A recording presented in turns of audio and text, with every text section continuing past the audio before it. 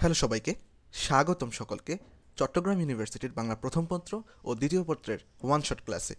আজকের ক্লাসে আমরা চট্টগ্রাম ইউনিভার্সিটির ইউনিটের জন্য বাংলা প্রথম পত্র এবং দ্বিতীয় পত্রের যত কিছু প্রয়োজন তার সব কিছু দেখার ট্রাই করব। এবং আজকের এই একটি ক্লাস করলে আশা করা যায় যে শেষ সময়ে যদি এই প্রস্তুতিটুকু কেউ ভালোভাবে নিতে পারে তাহলে পরীক্ষায় বেশ ভালো রকমের কমন পড়বে। তাহলে কথা না বাড়িয়ে শুরু করা যাক। তার আগে বলে নেই যে আমার এই ভিডিওতে আমি আজকে অনেক অনেক কোশ্চেন সলভ করব এবং ইম্পর্টেন্ট টপিকগুলো দেখিয়ে দিব এবং সেই সম্পর্কিত যাবতীয় যা কিছু প্রয়োজন তার সব কিছু দেওয়ার ট্রাই করব। তাহলে আশা করা যায় তোমরা এই ক্লাসটি দেখে উপকৃত হবে। প্রথমে ভাইয়া যখন বাংলা প্রথম পত্র নিয়ে আসব, যেটা চট্টগ্রাম ইউনিভার্সিটিতে ইম্পর্ট্যান্ট, সেটা হচ্ছে লেখক পরিচিতি ও কবি পরিচিতি। ওকে, এই লেখক পরিচিতি ও কবি পরিচিতি থেকে দেখা যায় প্রতি বছরই কোনো না কোনো কোশ্চেন আসে। তাই তোমাদের প্রথম কাজ হবে এই লেখক পরিচিতি ও কবি পরিচিতি থেকে ভালোভাবে যা কিছু আছে সব কিছু পড়ে ফেলা।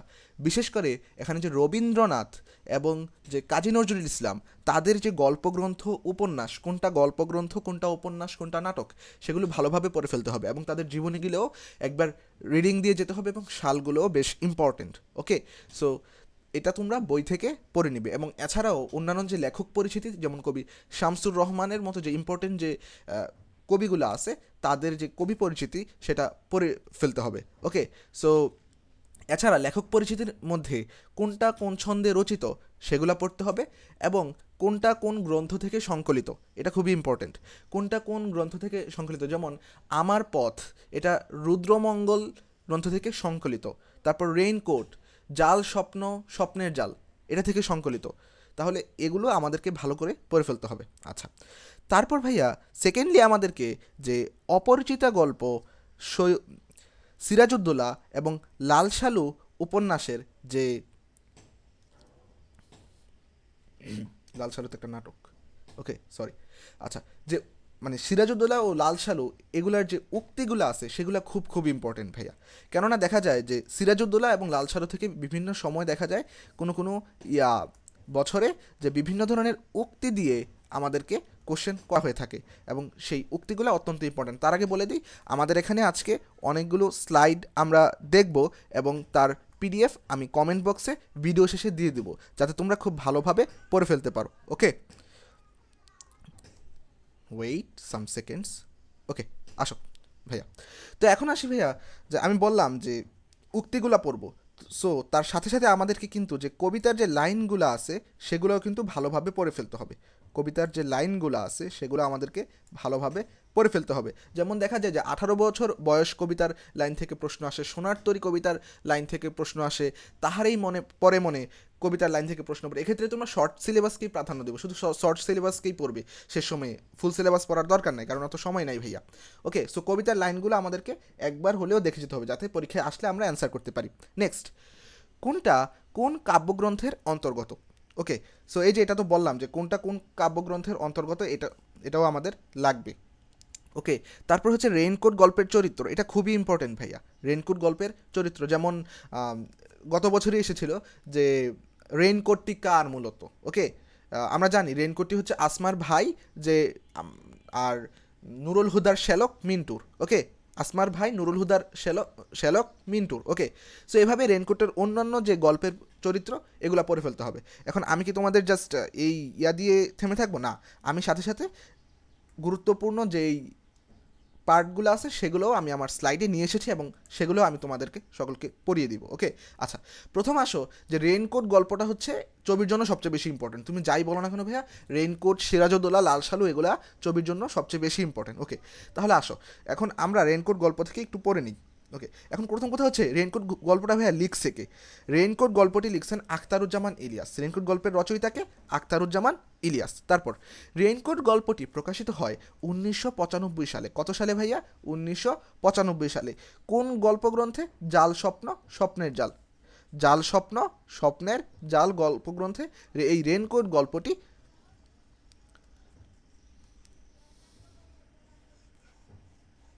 প্রকাশিত হয়। ওকে, এখন রেইনকোট গল্পে নুরুল হুদার মাধ্যমে আমরা যেই একটা পাই সেটা হচ্ছে উষ্ণতা, সাহস ও দেশপ্রেম। উষ্ণতা, সাহস ও দেশপ্রেম, এগুলো আমরা নুরুল হুদার মাধ্যমে প্রকাশ পেয়েছে রেইনকোট গল্পে। ওকে, আচ্ছা তারপর আসো, এখন রেইনকোট গল্পের কিছু গুরুত্বপূর্ণ চরিত্র আছে। ওকে, মাঝে মাঝে প্রশ্ন করে যে রেইনকোট গল্পে প্রিন্সিপালের নাম কি, তারপর পিয়নের নাম কি, সো সেগুলো আমরা একটু দেখে নিব। ওকে, তাহলে দেখো ভাইয়া, রেইনকোট গল্পে প্রিন্সিপালের নাম ছিল ডক্টর আফাসউদ্দিন, ডক্টর আফাসউদ্দিন। জিওগ্রাফির প্রফেসরের নাম ছিল আব্দুস সাত্তার মৃধা, আব্দুস সাত্তার মৃধা। এরপর পিয়ন, যে মানে অনেক ধমরিভাবে নুরুল হুদার কাছে এসেছিল, সেটা হচ্ছে ইসহাক মিয়া, পিয়ন ইসহাক মিয়া। উর্দুর প্রফেসর আকবর সাজিদ, যে যুদ্ধের পর থেকে এই প্রিন্সিপালের বেশ ভালো মানে খাতির যত্ন পায় আকবর সাজিদ, যেহেতু উর্দুর প্রফেসর ছিল, মানে পাকিস্তানের ভাষা। ওকে, তো যাই হোক, উর্দুর প্রফেসর আকবর সাজিদ। আর গল্পের যে কথক, আমাদের এই গল্পের কথক হচ্ছে নুরুল হুদা। এটা কিন্তু একবার কোশ্চেন আসছিল যে আমাদের এই রেইনকোট গল্পের গল্প কথক কে, এটা হচ্ছে নুরুল হুদা। আর আসমাকে, আসমা হচ্ছে নুরুল হুদার স্ত্রী, আসমা হচ্ছে কি নুরুল হুদার স্ত্রী। আর মিন্টু কি নুরুল হুদার শ্যালক এবং আসমার ভাই, নুরুল হুদার শ্যালক এবং আসমার ভাই। এবং যে রেইনকোটটা আমরা দেখতে পাই, সেই রেইনকোটটা কিন্তু মিন্টুর। এই রেইনকোটটা কি মিন্টুর। অনেকে মানে যারা গল্পটা ভালো করে যাদের পড়া নেই, তারা মনে করতে পারে বা কনফিউশনে দাগাই দিতে পারে যে এটা হয়তো বা নুরুল হুদার, যেহেতু নুরুল হুদার রেইনকোটটা পড়ছে। কিন্তু না, অ্যান্সার হবে রেইনকোটটি হচ্ছে আসমার ভাই, আর নুরুল হুদার শ্যালক কার, মিন্টুর। ওকে, সো হোপফুলি তোমরা এখান থেকে যা আসবে তা অ্যান্সার করতে পারবে। ওকে, আচ্ছা আসো, তারপর রেইনকোট গল্পের এই জায়গাটার পর আমরা চলে যাব ওকে সিরাজউদ্দৌলা গল্পে। এখন সিরাজউদ্দৌলা গল্প থেকে যেই জিনিসটা ইম্পর্টেন্ট, যে সিরাজউদ্দৌলা নাটকের কোন অঙ্কের কোন কোন দৃশ্য এবং তার সময় ও স্থান, এটা কিন্তু খুবই ইম্পর্টেন্ট ভাইয়া।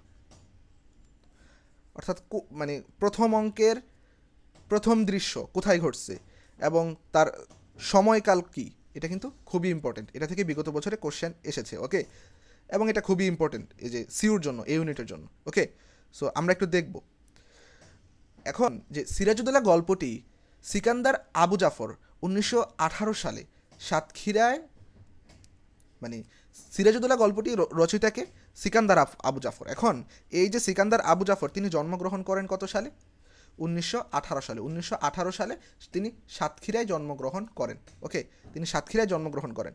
এখন এতটুকু পড়বো এবং আমরা বই থেকে আমরা যে সিকান্দার আবু জাফরের যে গল্পগ্রন্থ, নাটক এবং উপন্যাস যেগুলো আছে সেগুলো একটু দেখে নিব। ওকে, আমি আবারও বললাম, বই থেকে একটু আমরা সিকান্দার আবু জাফরের যে ইয়াগুলো আছে সেগুলো একটু লাস্ট সময় একটু দেখে যাব, চলে আসলেও আসতে পারে। ওকে, আচ্ছা এবার আসো, যেটা মোস্ট ইম্পর্ট্যান্ট, নাটকের কোন অঙ্কের কোন দৃশ্য কোথায়। সো আমরা যদি বেশি মনে রাখতে না চাই, আমরা এই দুইটা মনে রাখতে পারি যে নাটকের প্রথম অঙ্কের প্রথম দৃশ্য হচ্ছে, এখানে একটু ভুল আসছে, তো নাটকের প্রথম অঙ্কের প্রথম দৃশ্য হচ্ছে ফোর্ট উইলিয়াম দুর্গ।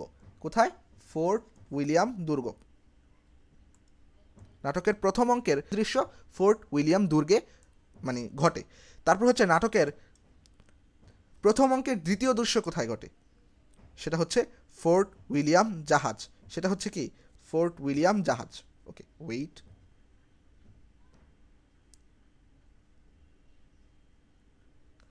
আচ্ছা এটা হচ্ছে ফোর্ট উইলিয়াম জাহাজ এবং তার স্থান ছিল কলকাতার ভাগীরথী নদীর তীরে। তাহলে প্রথম অঙ্কের প্রথম দৃশ্য ফোর্ট উইলিয়াম দুর্গ, প্রথম অঙ্কের দ্বিতীয় দৃশ্য ফোর্ট উইলিয়াম জাহাজ, সেটা কিনা কলকাতা ভাগীরথী নদীর তীরে অবস্থিত, কলকাতার ভাগীরথী নদীর তীরে অবস্থিত। তারপর আমরা যে সিরাজউদ্দৌলা গল্পের গুরুত্বপূর্ণ কিছু ব্যক্তির ইয়া পড়ে আসি, যে এখানে যে নারায়ণ সিং ছিল, আমাদের যে নারায়ণ সিং ছিল সে কিন্তু নবাবের গুপ্তচর ছিল। নারায়ণ সিং কে ছিল, নবাবের গুপ্তচর। এবং আরও মনে রাখবো, এখানে যে মোহাম্মদী বেগ আছে, তিনি মাত্র 10,000 টাকার জন্য নবাবের সাথে প্রতারণা করে এবং নবাবকে হত্যা করে, এবং তার মধ্যে 5,000 টাকা সে অগ্রিম নেয়। কত টাকা অগ্রিম নেয়, 5,000 টাকা সে অগ্রিম নেয়। ওকে, 10,000 টাকার জন্য হত্যা করে, 5,000 টাকা অগ্রিম নেয়। এবং নবাবের গুপ্তচরের নাম কি, নারায়ণ সিং।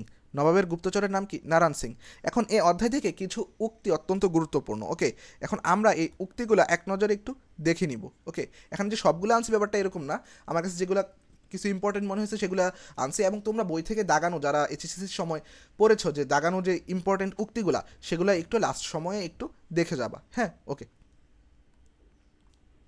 এখন আসো, প্রথম কথা হচ্ছে ভাইয়া, এই যে মিরন বলতেছে তোমার অপরাধের জন্য নবাবের দণ্ডাজ্ঞা শোনাতে এসেছে। অর্থাৎ নবাবকে যখন মানে খুন করা হবে, এটা যখন করে ফেলা হলো, মানে ঠিক করে ফেলা হলো, তখন মিরন এসে বলতেছে তোমার অপরাধের জন্য নবাবের দণ্ডাজ্ঞা শোনাতে এসেছি। এবং এইটা শুনে নবাব বলছিল তখন কিসের দণ্ডাজ্ঞা, মানে সে তো অবাক যে আমি নবাব, যে কিসের সো মানে উল্টে গেল পুরো। তো যাই হোক, সো এটা বলছে কে, মিরন। ওকে, তারপর লং লিভ নবাব জাফর আলী খান, এটা বলছে কি কিলপ্যাট্রিক, এটা বলছে কে কিলপ্যাট্রিক। ওকে, তারপর সিরাজ মতিঝিলের জলসা আমি চিরকালের জন্য, সিরাজ বলছে যে মতিঝিলের জলসা চিরকালের জন্য আমি ভেঙে দিলাম। মতিঝিলে একটা জলসা বসছিল, এইটা চিরকালের জন্য মানে ওদের যে মিটিং, ঠিক আছে, সো এটা চিরকালের জন্য ভেঙে দিছে কে, সিরাজ। তারপর ক্লেটন বলছিল, ইম্পর্টেন্ট আছে এটা, যে কাপুরুষ বাঙালির কাছে যুদ্ধ বন্ধ হবে না। অর্থাৎ ক্লেটন যেহেতু ইংরেজ, সে ওয়ালি খানকে উদ্দেশ্য করে বলছিল কাপুরুষ বাঙালির কাছে যুদ্ধ হবে না। তারপর ওয়ালি খান রিপ্লাই দিছিল বাঙালি কাপুরুষ নয়। এখানে আরও কিছু কথা আছে, আমি জাস্ট মেইন জিনিসটুকু যাতে তোমরা মনে রাখতে পারো সেটা জাস্ট আনলাম। এখানে উক্তিটা দিয়ে বলবে যে এটা কার উক্তি। ওকে, সো ক্লেটন বলছে কি কাপুরুষ বাঙালির কাছে যুদ্ধ বন্ধ হবে না, আর ওয়ালি খান বলছে বাঙালি কাপুরুষ নয়। ওকে, তারপর ক্লেটন যে আছে, ক্লেটন মানে তারপর তার উত্তরে ক্লেটন বলছে হোয়াট, যত বড় মুখ নয় তত বড় কথা। তারপর এটা বলছে ক্লেটন, এবং তারপর তাকে থাপ্পড় মারার জন্য তার দিকে এগিয়ে আসছিল। ওকে, যাই হোক, তারপর যেটা ইম্পর্টেন্ট, যে উমিচাঁদ এর একটা উক্তি, যে ব্রিটিশ সিংহ লেজ গুটিয়ে নিলেন এ বড় লজ্জার কথা। ব্রিটিশ সিংহ লেজ গুটিয়ে নিলেন এ বড় কি কথা, লজ্জার কথা। কারণ মানে ব্রিটিশ সিংহ লেজ গুটিয়ে এভাবে পালিয়ে যাবে, এটা তো মানে চারটিখানি কথা না। ওকে, সো তারপর হচ্ছে সিরাজ বলতেছে কোম্পানির ঘুষখোর ডাক্তার রাতারাতি সেনাধ্যক্ষ হয়ে পড়েছে। মানে নবাব সিরাজউদ্দৌলা এটা হলওয়েলকে উদ্দেশ্য করে বলেছিলেন, নবাব সিরাজউদ্দৌলা এটা হলওয়েলকে উদ্দেশ্য করে বলেছিলেন। ওকে, আচ্ছা, এটা এখানে যতগুলা দিলাম তার মধ্যে সবচেয়ে ইম্পর্টেন্ট হচ্ছে এইটা। সিরাজ বলতেছি কোম্পানির ঘুষখোর ডাক্তার রাতারাতি কি হয়ে গিয়েছে, সেনাধ্যক্ষ হয়ে গেছে। এটা কাকে বলছে, হলওয়েলকে, এটা হলওয়েলকে বলছে।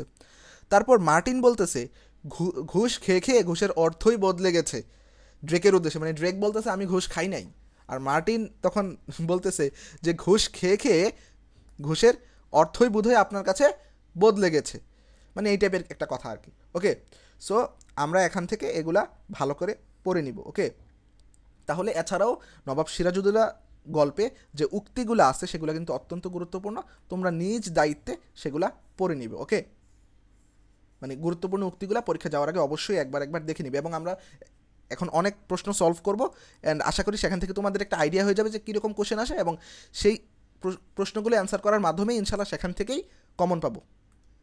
ওকে, নেক্সট, তারপর সে লাল সালু উপন্যাসে, ওকে সরি কী বলে ফেলি, লাল সালু তো একটা নাটক। আচ্ছা, লাল সালু যে কথাটা বলছে, সরি, লাল সালু হচ্ছে সৈয়দ ওয়ালিউল্লাহ রচিত, এবং এই লাল সালু চট্টগ্রামে, সৈয়দ ওয়ালিউল্লাহ চট্টগ্রামের শোল শহরে জন্মগ্রহণ করেন। ওকে, সো এত কিছু মনে রাখার দরকার নাই। সো সৈয়দ ওয়ালিউল্লাহ চট্টগ্রামে 1922 সালের 15ই আগস্ট জন্মগ্রহণ করেন। 15ই আগস্ট কী করেন, জন্মগ্রহণ করেন লাল সালু, সরি কী বলি, সৈয়দ ওয়ালিউল্লাহ, সরি ভাইয়া। এখন লাল সালু উপন্যাসের মানে সৈয়দ ওয়ালিউল্লাহর কিছু উপন্যাস রয়েছে যেগুলো বিখ্যাত। ওকে, সৈয়দ ওয়ালিউল্লাহর উপন্যাসের মধ্যে রয়েছে চাঁদের অমাবস্যা, তারপর চাঁদের অমাবস্যা, কাদো নদী কাদো, এই দুটো হচ্ছে উপন্যাস। মনে রাখবো কোনটা উপন্যাস, কোনটা নাটক, কোনটা গল্পগ্রন্থ। এখানে চাঁদের অমাবস্যাটা যে উপন্যাস, এটা মনে রাখবা, চাঁদের অমাবস্যা কি উপন্যাস, এটা ইম্পর্টেন্ট। তারপর এখানে নাটকের মধ্যে আছে তরঙ্গভঙ্গ, উজানের মৃত্যু ও সুরঙ্গ, এবং বহিপীর তো তোমরা আগেই জানো বহিপীর। সো নাটক হচ্ছে কি বহিপীর, তরঙ্গভঙ্গ, উজানের মৃত্যু ও সুরঙ্গ। তারপর হচ্ছে গল্পগ্রন্থের মধ্যে আছে নয়নচারা, দুই তীর ও অন্যান্য গল্প। ওকে, এটা হচ্ছে গল্পগ্রন্থ। এবং এই যে সৈয়দ ওয়ালিউল্লাহ জন্মগ্রহণ করেন 1922 সালের 15ই আগস্ট এবং মৃত্যুবরণ করেন স্বাধীনতা হওয়ার আগেই, তিনি বাংলাদেশে তখন ছিলেন না, তিনি প্যারিসে ছিলেন। তিনি স্বাধীনতা হওয়ার আগেই 1971 সালের 10ই অক্টোবর তিনি মৃত্যুবরণ করেন। 1971 সালের 10ই অক্টোবর মৃত্যুবরণ করেন। তাহলে লাল সালু থেকে এই জিনিসগুলো আমরা একটু পড়ে ফেলবো। ওকে, মানে লাল সালুর যে কবি পরিচিতি সৈয়দ ওয়ালিউল্লাহ, এটা থেকে আমরা এগুলো একটু পড়ে নেব। তিনি জন্মগ্রহণ করেন কোথায়? চট্টগ্রামে। ওকে, কত সালে? 1922 সালের 15 আগস্ট। মৃত্যুবরণ করেন স্বাধীনতা হওয়ার আগেই প্যারিসে 1971 সালের 10ই অক্টোবর। তার উপন্যাসের মধ্যে ইম্পর্টেন্ট কি? চাঁদের অমাবস্যা। এছাড়া তিনি নাটক রচনা করেন তরঙ্গভঙ্গ, উজানের মৃত্যু ও সুরঙ্গ। গল্পগ্রন্থের মধ্যে ছিল নয়নচারা, দুই তীর ও অন্যান্য গল্প। সো এগুলো একটু আমরা দেখে নিব। আমি মোস্ট ইম্পর্টেন্টগুলো একটু দেখিয়ে দেওয়ার ট্রাই করতেছি। তোমরা পরীক্ষার আগে এই স্লাইডটা একবার রিভাইজ দিয়ে যাবা, আশা করি এখান থেকে অনেক কমন পড়বে। ওকে, আমি সেভাবেই তৈরি করার ট্রাই করছি। ওকে, নেক্সট।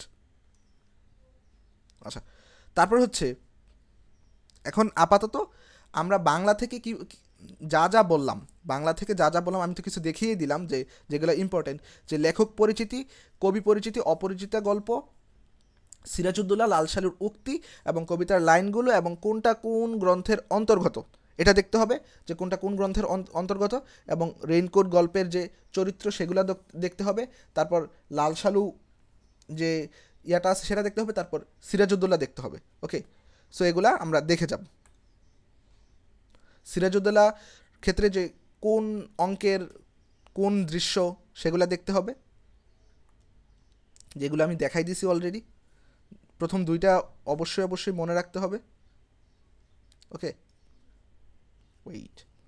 সো তোমরা ক্লাস শেষে এই পিডিএফটা পেয়ে যাবে। ওকে, আচ্ছা, তো দেরি না করে আমরা বাংলা সেকেন্ড পেপার সাজেশনে চলে যাই। ওকে, বাংলা সেকেন্ড পেপার। আচ্ছা, দেখো ভাইয়া, ছবিতে বাংলা প্রথম পত্র থেকেই 5টা বা 6টা কোশ্চেন আসে, অ্যান্ড 7টাও আসতে পারে কোনো মানে ব্যতিক্রম হলে, বাট 5টা বা 6টা সচরাচর আসে, অ্যান্ড 7টা, অ্যান্ড বাকিগুলা বাংলা দ্বিতীয় পত্র থেকে আসে। অ্যান্ড পাশ করার জন্য আমরা জানি 3 পেতে হয়, এবং সেজন্য তোমরা যদি সহজে কমন পেতে চাও তাহলে কিছু কিছু টপিক আছে যেগুলা যদি পড়ে যাও তাহলে খুব সহজে কমন পেতে পারবে। যেমন তার মধ্যে কিছু ইম্পর্টেন্ট টপিক আমি প্রথমে দাগাই দিই, যে নিত্য পুরুষবাচক ও নিত্য স্ত্রীবাচক শব্দ, এটা মাস্ট দেখে যাবা তোমরা, এটা মাস্ট দেখে যাবা। তারপর যে বানান শুদ্ধিকরণ আছে সেটা দেখে যাবা,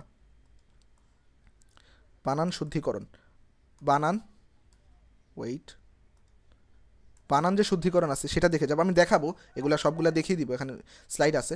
তো তারপর সঠিক বাক্য কিভাবে করতে হয় সেটাও দেখে যাবা, যে বাহুল্য দোষ যেন না হয় সেটা দেখবে। তারপর সরল বাক্য, জটিল বাক্য, মিশ্র বাক্য, এগুলা কিভাবে চিনে, এগুলার যে ইয়াগুলা সেগুলো একটু দেখে যাবা, কারণ অনেক সময় জটিল বাক্য কোনটা, মিশ্র বাক্য কোনটা পেচ লেগে যেতে পারে। তারপর কোনটা তৎসম শব্দ, বিদেশি শব্দ, এগুলা বলতে আমি বুঝাইছি যে তৎসম উপসর্গ, দেশি উপসর্গ এবং বিদেশি উপসর্গ, এখানে একটু মিস্টেক হয়েছে। ওকে, সো সেগুলো একটু দেখে যাবো, আমি দেখাবো। তারপর হচ্ছে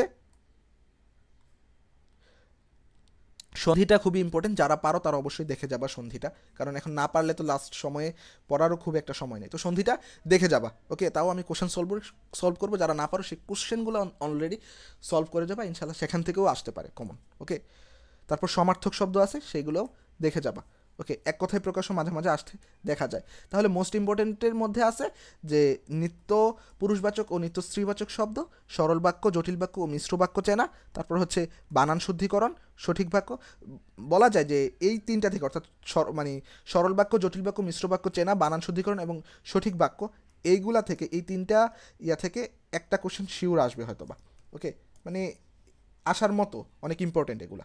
ওকে, সো তোমরা এগুলো ভালো করে পড়ে যাবা, না পড়ে যাওয়াটা উচিত হবে না। ওকে, তো এই ছিল সাজেশন। এখন সাজেশন থেকে আমি দেখিয়ে দেওয়ার ট্রাই করবো, মানে টপিকগুলো একটু দেখিয়ে দেওয়ার ট্রাই করবো, যে উপসর্গ কী, তারপর বাক্য কীভাবে আমরা চিনতে পারি, যে সরল বাক্য, জটিল বাক্য, তারপর হচ্ছে যৌগিক বাক্য।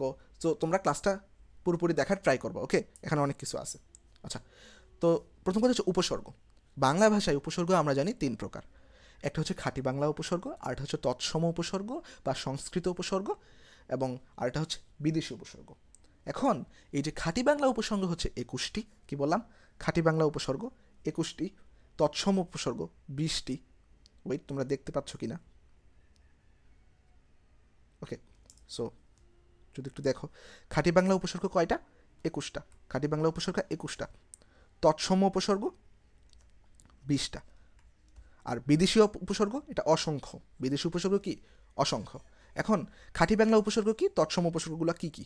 ওকে, সো প্রথম কথা হচ্ছে খাঁটি বাংলা উপসর্গ তোমরা ছোটকাল থেকেই পড়ে আসছো যে অ, অঘা, অজ, অনা, আ আর আন আব, ইতি উন, কতকু নি পাতি, বি ভর রাম, শশা সুহা। ওকে, সো এভাবে পড়ে আসছো, আমি তবুও স্লাইডটা দিয়ে দিব, তোমরা একটু রিভিশন দিয়ে যাবা। ওকে, সো কি বললাম, খাঁটি বাংলা কি কি, অ, অঘা, অজ, অনা, আ আর আন আব, ইতি উন, কতকু নি পাতি, বি ভর রাম, শশা সুহা। তারপর তৎসম উপসর্গের মধ্যে কি পড়ে, প্র, পরা, অপসমনি, অনু, অবনি, ইয়া করে বলতেছি, প্রপরা, অপ, সমনি, অনু, অব, নির, দুর্বি, অধিসু, উৎপরি, প্রতি, অতি, অভি, অপি, উপা। ওকে, পড়ে ফেলবো তোমরা, এটা হয়তো বা একটু এলোমেলোভাবে আছে, তোমরা যে ছন্দটা আছে সেই ছন্দটা দিয়ে পড়বে, প্র, পরা, অভি, অপি, অতি, এভাবে পড়বা। ওকে, বাংলা উপসর্গের মধ্যে এটা মনে রাখবো যে 4টা উপসর্গ আছে যেগুলা বাংলা উপসর্গ এবং খাঁটি বাংলা উপসর্গ, বাংলা উপসর্গ এবং সংস্কৃত উপসর্গ দুইটাতেই পাওয়া যায়, অর্থাৎ বাংলা শব্দ এবং সংস্কৃত শব্দ দুইটাতেই ব্যবহৃত হয় এবং ব্যবহারের উপর ভিত্তি করে নির্ধারিত হয় সেটা খাঁটি বাংলা উপসর্গ হবে এবং না তৎসম উপসর্গ হবে। ওকে, তারপর হচ্ছে বিদেশি উপসর্গ। বিদেশি উপসর্গের মধ্যে এভাবে প্রশ্ন হয় যে কোনটি আরবি উপসর্গ, লাইক কোনটি আরবি উপসর্গ এবং কোনটি ফার্সি উপসর্গ, কোনটি উর্দু উপসর্গ এবং কোনটি ইংরেজি উপসর্গ। সো এখানে দেখো আরবি উপসর্গের মধ্যে আম, খাস, লাগর, বাজে, খয়ের, আম, খাস, লাগর, বাজে, খয়ের। ফার্সি উপসর্গের মধ্যে কর, দর, না, না, নিম, ফি, বদ, বে, বর, বে, কম। এখানে একটা ছিল, ফি বছরেও নিমের দাম কমবে না, এই টাইপের কিছু একটা কথা ছিল যে ফি বছরেও নিমের দর কমবে না, এটা দিয়ে ফার্সি উপসর্গ মনে রাখা যায়, ফি বছরেও নিমের দাম কমবে না। তারপর উর্দু উপসর্গের মধ্যে রয়েছে হর, আর ইংরেজি উপসর্গের মধ্যে তোমরা হয়তো অনেকে জানো head, sub, full, half, half pant, full pant, এগুলা। হেড টিচার, আমরা যে বলি হেড স্যার। ওকে, সো আচ্ছা এখন দেখি,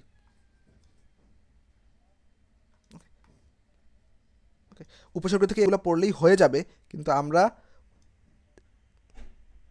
দেখো এখানে কিছু শব্দ দেওয়া আছে যে বিদেশি উপসর্গ যুগে কিছু শব্দ দেওয়া আছে, যেমন চেয়ার মানে বিদেশি শব্দ, মানে অনেক সময় প্রশ্ন হয় যে কোনটা বিদেশি শব্দ, কোনটা আরবি শব্দ, কোনটা ফার্সি শব্দ, কোনটা পর্তুগিজ শব্দ। তো দেখো chair, table, school, college, pencil, এগুলো সব ইংরেজি শব্দ, এগুলো তোমরা মানে দেখেই বুঝে যেতেছে। তারপর আরবি শব্দ হচ্ছে আল্লাহ, ইমান, আজান, ইবাদত, কোরআন, কবর, কল। ফার্সি হচ্ছে আসমান, আসবাব, নামাজ, দালান, দরবার, উকিল। পর্তুগিজ পেঁপে, আনারস, সব মানে আমাদের খাবার মানে ফলের নাম। তারপর খাবার, পাউরুটি, সাবান, চাবি, বালতি, এগুলো একটু অন্যরকম দেখে বোঝা যায়। পর্তুগিজটা একটু অন্যরকম, পর্তুগিজের পেঁপে। ওকে, আচ্ছা যাই হোক, হিন্দি শব্দ হচ্ছে ঠান্ডা, পানি, বাচ্চা, কুত্তা, চানাচুর, সাথী, আচ্ছা ইত্যাদি। তারপর জাপানি শব্দ, এটা ইম্পর্টেন্ট, জাপানি শব্দ হচ্ছে রিক্সা, হারিকিরি, এগুলো ইম্পর্টেন্ট। জাপানি শব্দের মধ্যে যে রিক্সা, এটা রিস্কা থেকে রিক্সা, হারিকিরি, এগুলা। তারপর চীনা শব্দ চা, চিনি, এই দেখে বল, চীনা, চা, চিনি, লুচি, সবগুলোতে চ আছে, চা, চিনি, লুচি, চিং চাং চুং, মানে যে চীনা শব্দ যেরকম হয় আর কি আসলে। আচ্ছা, তাহলে নেক্সট। ওকে, সো এখন আমরা উপসর্গ শেষ করলাম, এখন মোস্ট ইম্পর্টেন্টলি আমরা নিত্য পুরুষবাচক শব্দ ও নিত্য স্ত্রীবাচক শব্দ, এটা অনেক বেশি ইম্পর্টেন্ট এবং এটা থেকে একটু পড়লেই কমন আসার চান্স অনেক অনেক বেশি। ওকে, সো নিত্য পুরুষবাচক শব্দ, স্ত্রীবাচক শব্দ অবশ্যই আমাদের পড়ে যেতে হবে এবং খুবই অল্প কয়েকটা আছে, এগুলো আমরা একটু দেখে নিব। ওকে, সো নিত্য স্ত্রীবাচক শব্দ মানে কি, যেই শব্দগুলো শুধুমাত্র স্ত্রীবাচকই হবে, যে শব্দগুলা শুধুমাত্র স্ত্রীবাচকই হবে, কোনো পুরুষবাচক শব্দ যেগুলো নাই সেগুলো হচ্ছে নিত্য স্ত্রীবাচক। একইভাবে নিত্য পুরুষবাচক কি, যেগুলো শুধুমাত্র পুরুষ রূপ আছে, স্ত্রী কোনো রূপ নাই। আশা করি তোমরা অনেকে জানো। ওকে, সো এখানে সতীন, সৎমা, এখানে একটা কমা হবে, মাঝখানে একটা ডিস্টেন্স হবে, তো সতীন, সৎমা, তো সতীন তো মেয়েরাই হবে, তারপর সৎমা মেয়েরাই হবে, এও, তারপর আয়া, দাই, সধবা, সধবা মানে যে কিনা যার স্বামী আছে সে হচ্ছে সধবা। তারপর যে অর্ধাঙ্গিনী, মেয়েদেরকেই বোঝায়। তারপর হচ্ছে কুলটা হচ্ছে মানে এখানে মেয়েদেরকে একটা তুচ্ছতে ব্যবহৃত হয়। ওকে, কুলটা। তারপর হচ্ছে বিধবা, যার স্বামী নাই। অসূর্যম্পস্যা, মেয়েদের একটা রূপ বর্ণনা করতে এটা ব্যবহৃত হয়। অরক্ষণীয়া, তারপর শপথনী, বিমাতা, বন্ধা, ডাইনি, সো এগুলা সব নিত্য স্ত্রীবাচক। সো তোমাদেরকে একটা বলে দিই, তুমি যদি নিত্য স্ত্রীবাচক এগুলা দেখলে মনে থাকার কথা, কিন্তু পুরুষবাচক শব্দ যেহেতু কম আছে অপেক্ষাকৃত, তাহলে তোমরা সেগুলো যদি পড়ো তাহলে তোমরা কোনটা নিত্য স্ত্রীবাচক সহজেই আইডেন্টিফাই করতে পারবা। ওকে, আচ্ছা আসো, পুরুষবাচক শব্দ এই 4-5টাই আছে, যে কবিরাজ, ঢাকি, ঢলি, কৃতদার, অকৃতদার। ওকে, কৃতদার মানে কি, যার মানে স্ত্রী আছে, যে স্ত্রীর অধিকারগুলো পালন করে, মানে কৃত মানে কি অধিকার, দ্বার মানে কি পালন করা। ওকে, মানে যে কৃত মানে কি করা, কৃত মানে কি করা, সো মানে সে কোনো কিছু করে, মানে পুরুষরাই সাধারণত মানে ইয়ার মধ্যে পরিবারের মধ্যে কি করে, যে সব কিছুকে আগলে রাখে, অর্থাৎ তার যে আছে দায়িত্ব আছে, দায়িত্ব কর্তব্য আছে, সে পালন করে। ওকে, সো এই যে দায়িত্ব কর্তব্য পালন করছে এটি হচ্ছে কৃতদার। আর যে দায়িত্ব কর্তব্য পালন করে না, স্ত্রীর দায়িত্ব কর্তব্য পালন করে না, তাদেরকে বলা হয় অকৃতদার। ওকে, সো তোমরা মনে রাখবা কবিরাজ, ঢাকি, ঢলি, কৃতদার, অকৃতদার এগুলো হচ্ছে নিত্য পুরুষবাচক শব্দ। এগুলো কি নিত্য পুরুষবাচক শব্দ। তাহলে আমি আবারও বলি যে এটা মাস্ট পড়তে হবে তোমাদের, তোমরা দেখে যাবা, অবশ্যই দেখে যাবে এটা। ওকে, আচ্ছা আসো নেক্সট। আচ্ছা, তারপর হচ্ছে সরল বাক্য, জটিল বাক্য, মিশ্র বাক্য। চান আমি বলছি তোমাদেরকে এগুলা কীভাবে চিনে সব কিছু দেখিয়ে দিব, তোমরা একটু ধৈর্য ধরে ভিডিওটা দেখলে আশা করি উপকৃত হবে। ওকে, আচ্ছা, বাংলা দ্বিতীয় পত্রের মধ্যে দেখো কোনটা সরল বাক্য, কোনটা জটিল বাক্য, কোনটা মিশ্র বাক্য, এগুলো খুব সহজেই চেনা যায় ভাইয়া। ওকে, সো আমি ডিটেলসও দেখাই দেবো একটু, বাট সহজ পদ্ধতিটা যদি আমি প্রথমে বলে দিই, যে প্রথম কথা হচ্ছে বাক্যকে তো আমরা জানি বাংলা বাক্যে 3 ভাগে ভাগ করা যায়। ওকে, সরল, জটিল এবং যৌগিক। ওকে, এখন আমি পড়াশোনা শেষ করে খেলতে যাব, যখন আমার পড়াশোনা শেষ হবে তখন আমি খেলতে যাব, আমি পড়াশোনা করব তারপর খেলতে যাবো। দেখো এখানে 3টি বাক্য আছে, 3টি বাক্যের মধ্যে প্রথমটা হচ্ছে সরল বাক্য, দ্বিতীয়টা হচ্ছে জটিল বাক্য এবং তৃতীয়টা হচ্ছে মিশ্র বাক্য, তৃতীয়টা হচ্ছে যৌগিক বাক্য, জটিল বা মিশ্র বাক্য, আর একটা হচ্ছে যৌগিক বাক্য। এখন প্রথমটা যে সরল বাক্য, এটা আমরা বুঝলাম কিভাবে ভাইয়া। প্রথম কথা হচ্ছে যে প্রথম বাক্যটাতে দেখো একটা মাত্র সমাপিকা ক্রিয়া আছে, এখানে যে ক্রিয়াটা আছে এখানে শুধুমাত্র একটি মাত্র সমাপিকা ক্রিয়া আছে, এই যে এখানে বলা আছে একটি মাত্র সমাপিকা ক্রিয়া আছে, এজন্য এটা সরল বাক্য। তারপর দ্বিতীয় বাক্যে তুমি দেখো যে একটা কন্ডিশন দিয়ে দিছে, যখন আমার পড়াশোনা শেষ হবে তখন আমি খেলতে যাব। এখন দেখো এটা হচ্ছে আমরা যদি ইংরেজিতে বলি প্রিন্সিপাল, বা বাংলায় বললে স্বাধীন বাক্য। ওকে, এটা হচ্ছে স্বাধীন। মনে রাখবা যে কি বলে, জটিল বা মিশ্র বাক্যে একটা থাকবে স্বাধীন,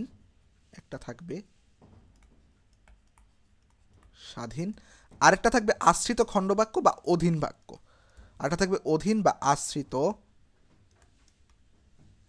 খণ্ড বাক্য। ওকে, লেখা পচা হয়েছে, যাই হোক, সো বুঝে নিব।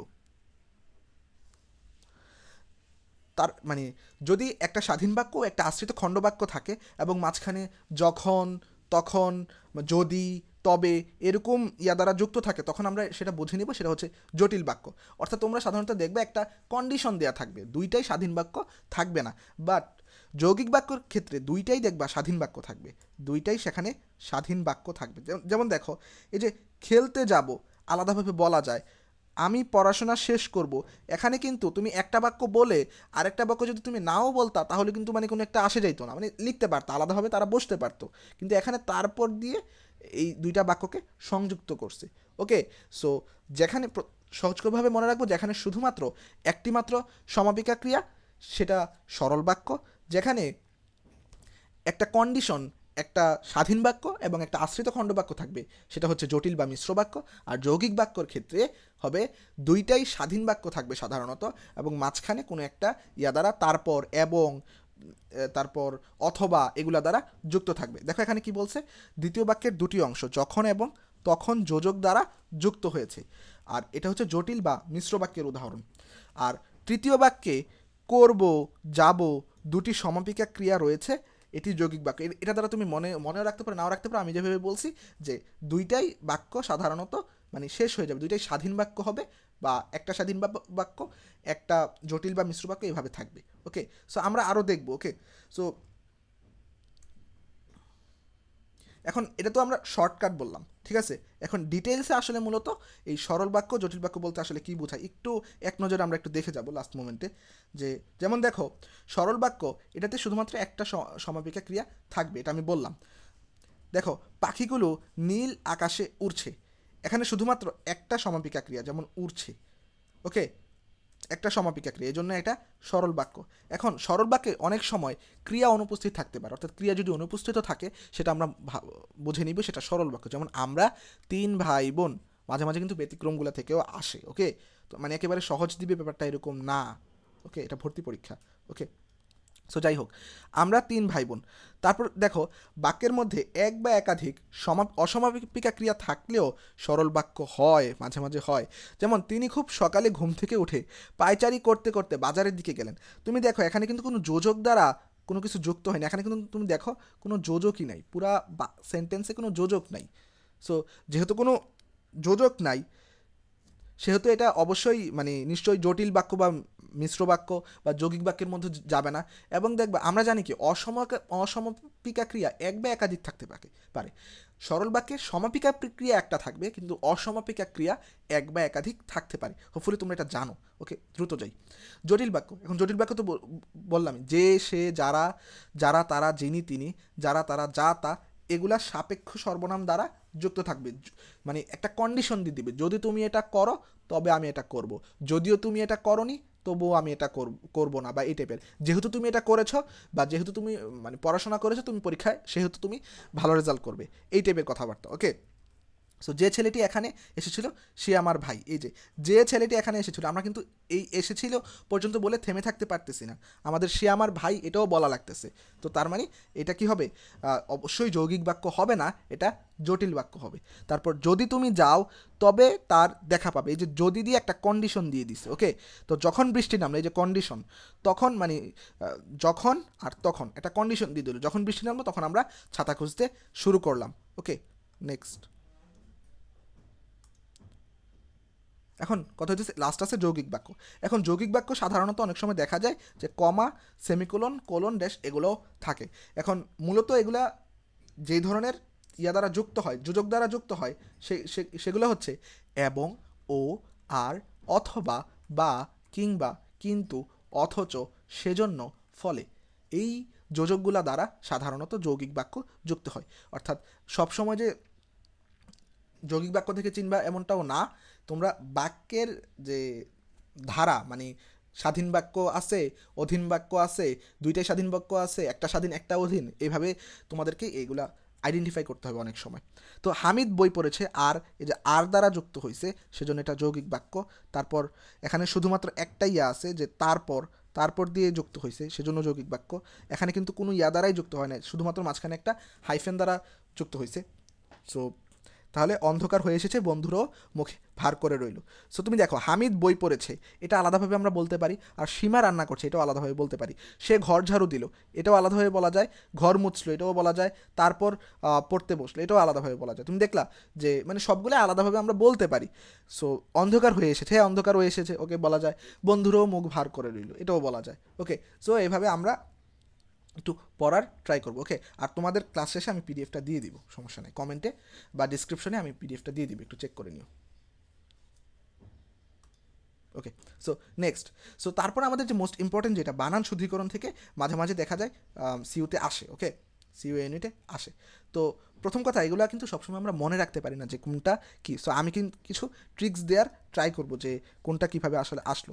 প্রথম কথা হচ্ছে আমরা মনে রাখবো যে অঞ্জলি বা জলিবা নামে রস্বীকার হবে, অঞ্জলি বা জলিবা নামে অলয়েস কী হবে, রস্বীকার হবে, কখনোই দীর্ঘিকার হবে না, কখনোই কী হবে না, দীর্ঘিকার হবে না, ওকে। এটা আমরা মনে রাখবো। তাহলে অঞ্জলি, গীতাঞ্জলি, মানে গীতা বানামের প্রথমে তো দীর্ঘিকার হবেই, বাট এই জলিবা নামে, অঞ্জলি, জলিবা নামে সবসময় রস্বীকার, এই যে লিবা নামে, ওকে, অঞ্জলি, এগুলো মনে রাখবো। তারপর বানানগুলো দেখো যে অগ্রগণ্য, অগ্রহায়ণ,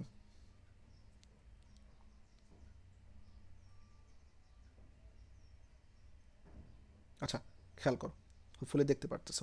তারপর হচ্ছে অগ্রগণ্য, অগ্রহায়ণ, এখানে কিন্তু মূর্ধন্য, মূর্ধন্য। আর আকাঙ্ক্ষা বানানটা অনেক বেশি ইম্পর্টেন্ট, এটা একটু দেখে রাখবা। আকাঙ্ক্ষা অনেকে আমরা মানে ভুল করি আকাঙ্ক্ষা বানানটা, এটা একটু দেখে রাখবা। তারপর হচ্ছে জিবি। জিবি বানামে অলওয়েজ দীর্ঘিকার। কি বললাম? জিবি বানানে অলওয়েজ দীর্ঘিকার, এটা মনে রাখবা। রস্বীকার দিয়ে পেঁচ লাগাবা না। আমি আবার বলছি জিবি বানামে অলওয়েজ দীর্ঘিকার। কিন্তু এখানে আরেকটা পাশাপাশি আরেকটা আছে, আরেকটা হচ্ছে জীবিকা। জীবিকা বানান কিন্তু প্রথমে দীর্ঘিকার তারপর রস্বীকার। আমি কি বললাম?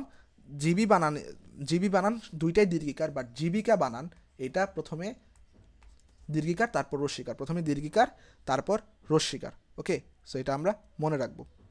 তারপর হচ্ছে সহকারী, আবেদনকারী, ছিনতাইকারী, পথচারী, কর্মচারী। আচ্ছা, তোমরা মনে রাখবা এই যে সহকারী আর সরকারি এই দুইটা কাছাকাছি, যে কোনটা রস্বীকার কোনটা দীর্ঘিকার। আচ্ছা, যখন যে কোনো একটা পোস্ট বোঝাবে, মানে কোনো একটা পোস্ট বোঝাবে এবং তার পিছনে কোনো একটা মানুষ যুক্ত থাকবে, কোনো একটা পোস্ট, যেমন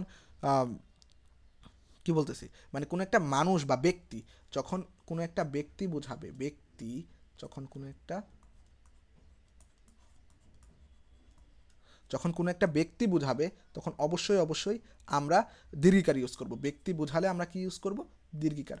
ব্যক্তি বোঝালে কারি বানানে কারি, ব্যক্তি বোঝালে কারি। আর যদি না বোঝায়, ব্যক্তি না বোঝায়,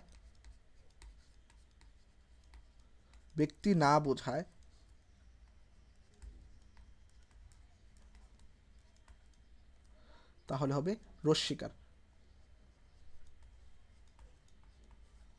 তাহলে হবে কি? রস্বীকার। একটু বুঝে নিই। ওকে, তাহলে কি বললাম? ব্যক্তি যদি বোঝায় তাহলে হবে দীর্ঘিকার, আর ব্যক্তি না বোঝালে হবে রস্বীকার। ব্যক্তি না বোঝালে হবে রস্বীকার। তাহলে যেমন সহকারী, আবেদনকারী, ছিনতাইকারী, পথচারী, কর্মচারী, এখানে যে সবগুলাই কোনো একটা ব্যক্তি বোঝায়। যেমন পথচারী একজন ব্যক্তি, ছিনতাইকারী সেও তো একটা ব্যক্তি, তাই না? আবেদনকারী যে আবেদন করতেছে, সহকারী মানে যে সহকারী যে থাকে সে ব্যক্তি। কিন্তু সরকারি, দরকারি তোমার একটা দরকার, তো এখানে তুমি দরকারি কোনো একটা ক্রিয়া বা কোনো কিছু একটা বুঝাইতেছে, বাট সেটা কখনোই ব্যক্তি বুঝাইতেছে না। সরকারি মানে এই যে সরকারি কোনো কিছু, কোনো একটা জানমাল বা সম্পদ সরকারি, কিন্তু সেখানে কিন্তু ব্যক্তি বুঝাইতেছে না, সরাসরি ব্যক্তি বুঝাইতেছে না। তারপর হচ্ছে মুমূর্ষ বানানটা খুবই ইম্পর্টেন্ট, দেখে রাখবা। মুমূর্ষ কীভাবে মনে রাখবা? প্রথমে রস্যু, দীর্ঘাও রস্যু, রস্যুকার, দীর্ঘাউকার, রস্যুকার, রস্যুকার, দীর্ঘকার, রস্যুকার। তারপর উজ্জ্বলতা, এখানে কিন্তু জয়ব আছে, উজ্জ্বলতা। প্রজ্জ্বলেও জয়ব আছে, ঔকার আছে। তারপর হচ্ছে দরিদ্র, দরিদ্রতা, দারিদ্র। এখানে এই যে এখানে একটা প্রথমটা ভুল আসছে, এটা কি করা যায়? ওয়েট,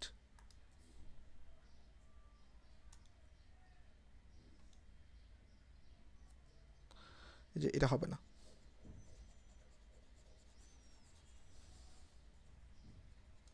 ওকে, আচ্ছা, যাই হোক। সো তারপর হচ্ছে দরিদ্রতা, দারিদ্র।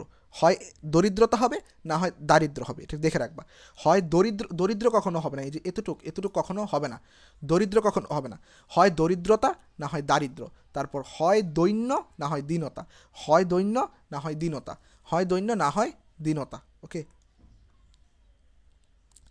তারপর এগুলো একটু দেখে রাখতে পারো যে বাধাগ্রস্ত, ক্ষতিগ্রস্ত। এখানে যেটা এখানে কিন্তু অনেকে আমরা লিখি গ্রস্ত, পরীক্ষা কিন্তু কনফিউশনে পড়ে যাই। গ্রস্ত হবে না, শয়ত হবে। ওকে, বিপদগ্রস্ত, হতাশাগ্রস্ত, ক্ষতিগ্রস্ত, একটু দেখে নিবা। ওকে, বলি বানামে অলওয়েজ রস্বীকার, বলি বানামে অলওয়েজ রস্বীকার। কার্যাবলী, শর্তাবলী, ব্যাখ্যাবলী, নিয়মাবলী অলওয়েজ রস্বীকার। তারপর দূরীকরণ, অদূর, দূরত্ব, দূরবীক্ষণ। এখানে আমরা মনে রাখবো এই যে অনেক পেচ লাগে হচ্ছে এই যে এই দুইটা ইয়াতে। ওকে, কখন দুতে রস্বীকার, কখন দীর্ঘকার। মনে রাখবা যখন দূর দ্বারা, মানে দূর দ্বারা যদি দূরত্ব বোঝায়, এটা দ্বারা কিন্তু দূরত্ব বোঝায়, তখন এটা দীর্ঘকার হবে। দূর দ্বারা যখন দূরত্ব বোঝায় তখন এটা দীর্ঘকার হবে। যে দূরত্ব, অদূর, দূরের, দূরবীক্ষণ, এটা অনেক দূরের, দূরীকরণ মানে দূর করা।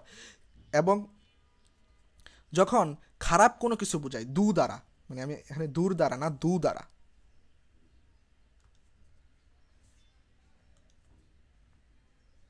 ওকে, আর দু দ্বারা যদি খারাপ কোনো কিছু বোঝায়, খারাপ, তাহলে রস্যকার হবে। দু দ্বারা যদি খারাপ কোনো কিছু বোঝায় তাহলে রস্যকার হবে।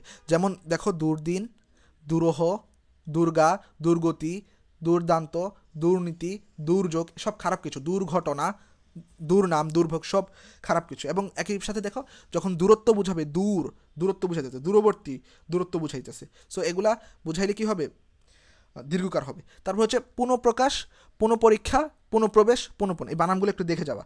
পুনঃপুন, পুনঃপ্রবেশ, পুনঃপরীক্ষা, পুনঃপ্রকাশ, সো এগুলো একটু দেখে যাবো। ওকে, সো এই ছিল আর কি। এখন আরও আছে, সো বানান শুদ্ধিকরণের মধ্যে এগুলা পড়লে মোটামুটি হয়ে যাবে। তোমরা মোস্ট ইম্পর্টেন্ট জীবিকা কোনটা, জীবী বানাম কীভাবে, দুইটাই দীর্ঘিকার, জীবিকা বানাম কীভাবে, প্রথমটা রস্যিকার তারপর এটা দীর্ঘিকার। এখানে পিপিলিকা বানানটা আনা হয় না, পিপিলিকা বানানটা একটু দেখে নিও। তারপরে যে গীতাঞ্জলি বানামে অঞ্জলি অলওয়েজ রস্যিকার, লি বানামটা অলওয়েজ কি রস্যিকার। আর আকাঙ্ক্ষা বানানটা দেখে যাবা, দরিদ্রতা, দারিদ্র, দীনতা, দৈন্য, এগুলো একটু দেখে যাবা। তারপর উজ্জ্বলতা, প্রজ্জ্বল, মুমূর্ষ, এগুলো দেখে যাবা। এখানে প্রথম যে 5টা আছে এগুলা সবার আগে দেখবা, এগুলা যেগুলো বোল্ড করা একটু, সেগুলো সবার আগে দেখবা। ওকে, সো তোমাদেরকে আমরা স্লাইড দিয়ে দিব, ওকে, সমস্যা নেই। সো হোপফুলি বুঝতে পারছো। নেক্সট, আচ্ছা লাস্ট স্লাইড, এরপর আমরা কোশ্চেন সলভ করবো। ওকে, সো দেখি, ওয়েট, আচ্ছা বাংলা দ্বিতীয় পত্র, একটা হচ্ছে সমার্থক শব্দ।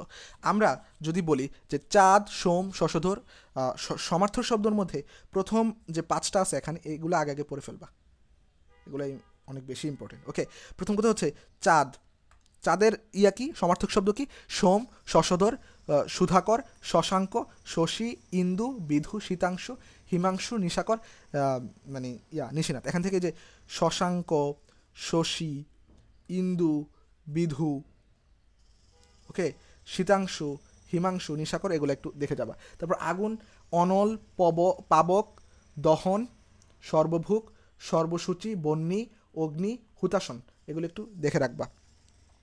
আর কিরণ শব্দের যে এটা কিন্তু হচ্ছে জ্যোতি, কিরণ হচ্ছে জ্যোতি। ওকে, কিরণ শব্দের সমার্থক শব্দ জ্যোতি। ওকে, তাহলে সূর্য, সূর্য মানে কি ভানু, অর্ক, তপন, দিবাকর, ভাস্কর, প্রভাকর, মার্তণ্ড, মার্তণ্ড মানে কি সূর্য। আর পানি তোমরা দেখে নিবা বাকিগুলো, যেমন রবি মানে সূর্য, পানি মানে হচ্ছে জল, বাড়ি, সলিল, উদক, এগুলো সহজ, অম্বু, নীর, পয়, তয়, অপ, জীবন, পানীয়, এগুলো হচ্ছে পানির সমার্থক শব্দ।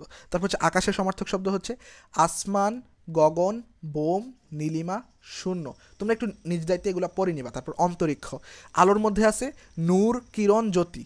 ওকে, নূর, কিরণ, জ্যোতি, উদ্ভাস, দীপ্তি, মানে এগুলো মানে নামগুলো উচ্চারণ করলে বোঝা যায় যে এটা দ্বারা আলো বোঝাইতেছে। ওকে, এগুলো দ্বারা আলো বোঝাইতেছে, এটা বোঝা যায়। তারপর হচ্ছে অন্ধকার, অন্ধকারের মধ্যে আছে যে তিমির মানে অন্ধকার, তমস্য, তমিশ্র, আধার, অধিকার, সো এভাবে পড়ে নিবা। সো তারপর হচ্ছে অবকাশের মধ্যে আছে অবসব, সময়, এখানে আরও অনেকগুলো দেওয়া আছে, তোমরা জাস্ট একবার রিডিং দিয়ে যাবা। ওকে, অবসব, সময়, ফুসরত, আল্লাহ, এটা ইম্পর্টেন্ট, ঈশ্বর, খোদা, ধাতা, বিধাতা। তারপর অক্ষয়, ক্ষয়হীন, অনন্ত, অশেষ, অবিনাশী, অন্তহীন। অভাবের আছে অভাব, অনটন, গরিবী, দৈন্য, দরিদ্রতা, দীনতা, হয় দৈন্য হবে, না হয় দীনতা হবে, আগেও বলছিলাম। ওকে, এরপর দুরাবস্থা, অসচ্ছলতা, আগুন, অগ্নি, অনল, হুতাসন। সো এগুলো একটু তোমরা দেখে যাবা। ওকে, চাইলে দেখে যেতে পারো, বাট যদি কারো অত ইচ্ছা না হয় প্রথমগুলো অবশ্যই মাস্ট দেখে যাবা। তারপর যে ইচ্ছার মধ্যে আছে বাসনা, কামনা, আইনটা ইম্পর্টেন্ট আছে, অশ্রুটা ইম্পর্টেন্ট আছে, সো এগুলো একটু দেখে যাবা। ওকে, আচমকা, আকস্মাত, আকস্মিক, এগুলো একটু দেখে যাব। ঠিক আছে, ইচ্ছাটা দেখে যাব। ওকে, সো ঋণ, ধার, দেনা, কর্জ, হাওলাত, এগুলো একটু আমরা দেখে যাব। ওকে, সো আমি যেগুলো বললাম এগুলো একটু আগে দেখবা, অ্যান্ড প্রথম যে 5টা এগুলো অবশ্যই দেখে যাবা। ইনশাল্লাহ আমরা আরও কোশ্চেন সলভ করবো, সেগুলো দেখলে তোমরা বুঝতে পারবা আসলে এগুলো আসে কিনা। ওকে, তাহলে আমরা এখন আমাদের যে থিওরি পার্ট এখানেই শেষ, এবং আমরা সাজেশনগুলো দিয়ে দিলাম, অ্যান্ড হোপফুলি এই সাজেশনগুলো যদি তোমরা পড়ে যাও এখান থেকেই কমন পড়বে। অ্যান্ড বাহিরে যেগুলো আছে সমাস, যেটা আছে এটা একটু তোমরা যদি যারা পারো তারা ইয়া থেকে পড়ে নিবে, আর আমরা এখন কোশ্চেন সলভ করবো, সেখান থেকেও পড়তে পারবো। তারপর কারক বিভক্তি যারা পারো একটু দেখে যাবে, এক কথায় প্রকাশ সেটা অবশ্যই দেখে যাবা। সো আমি যেগুলো বললাম এগুলো একটু দেখে যাওয়ার ট্রাই করবো, নত্যবিধান সত্যবিধান থেকে অনেক সময় এসে থাকে। ওকে, এখন আমরা কোশ্চেন সলভ করবো। আর সিউতে দেখা যায় যে কোশ্চেন সলভ করলে বেশ ভালো একটা ধারণা পাওয়া যায় এবং সেখান থেকে অনেক ভালো একটা কমন পাওয়া যায়। এখন তোমরা যারা এতক্ষণ ভিডিওটা দেখছো তাদেরকে ধন্যবাদ। অ্যান্ড বাকি কোশ্চেন ব্যাংক সলভ তার থেকেও বেশি গুরুত্বপূর্ণ।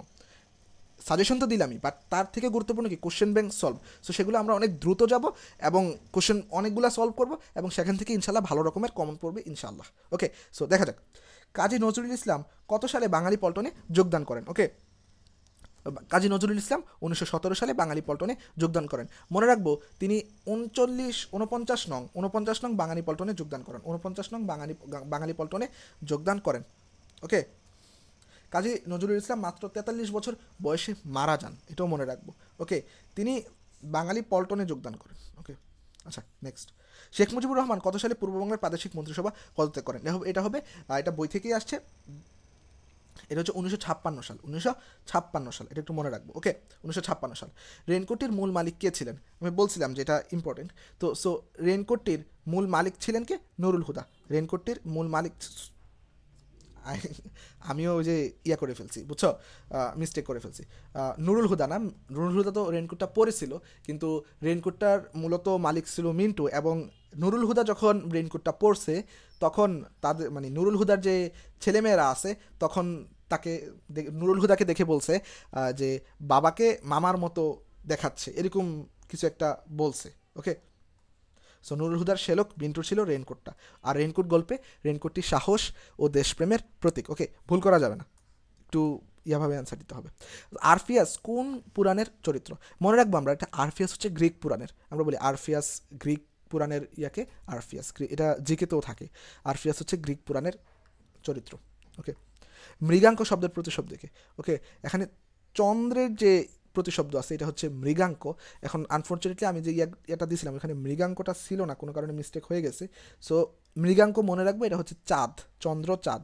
ওকে, এটা হচ্ছে কি চাঁদ, মৃগাঙ্ক চাঁদ। ওকে, এটা মনে রাখবো, মৃগাঙ্ক কি চাঁদ। এছাড়া সূর্যেরটা পড়ছি, নক্ষত্র পড়ছি, হরিণটা পড়ার দরকার নেই। সো এগুলো দেখে যাব।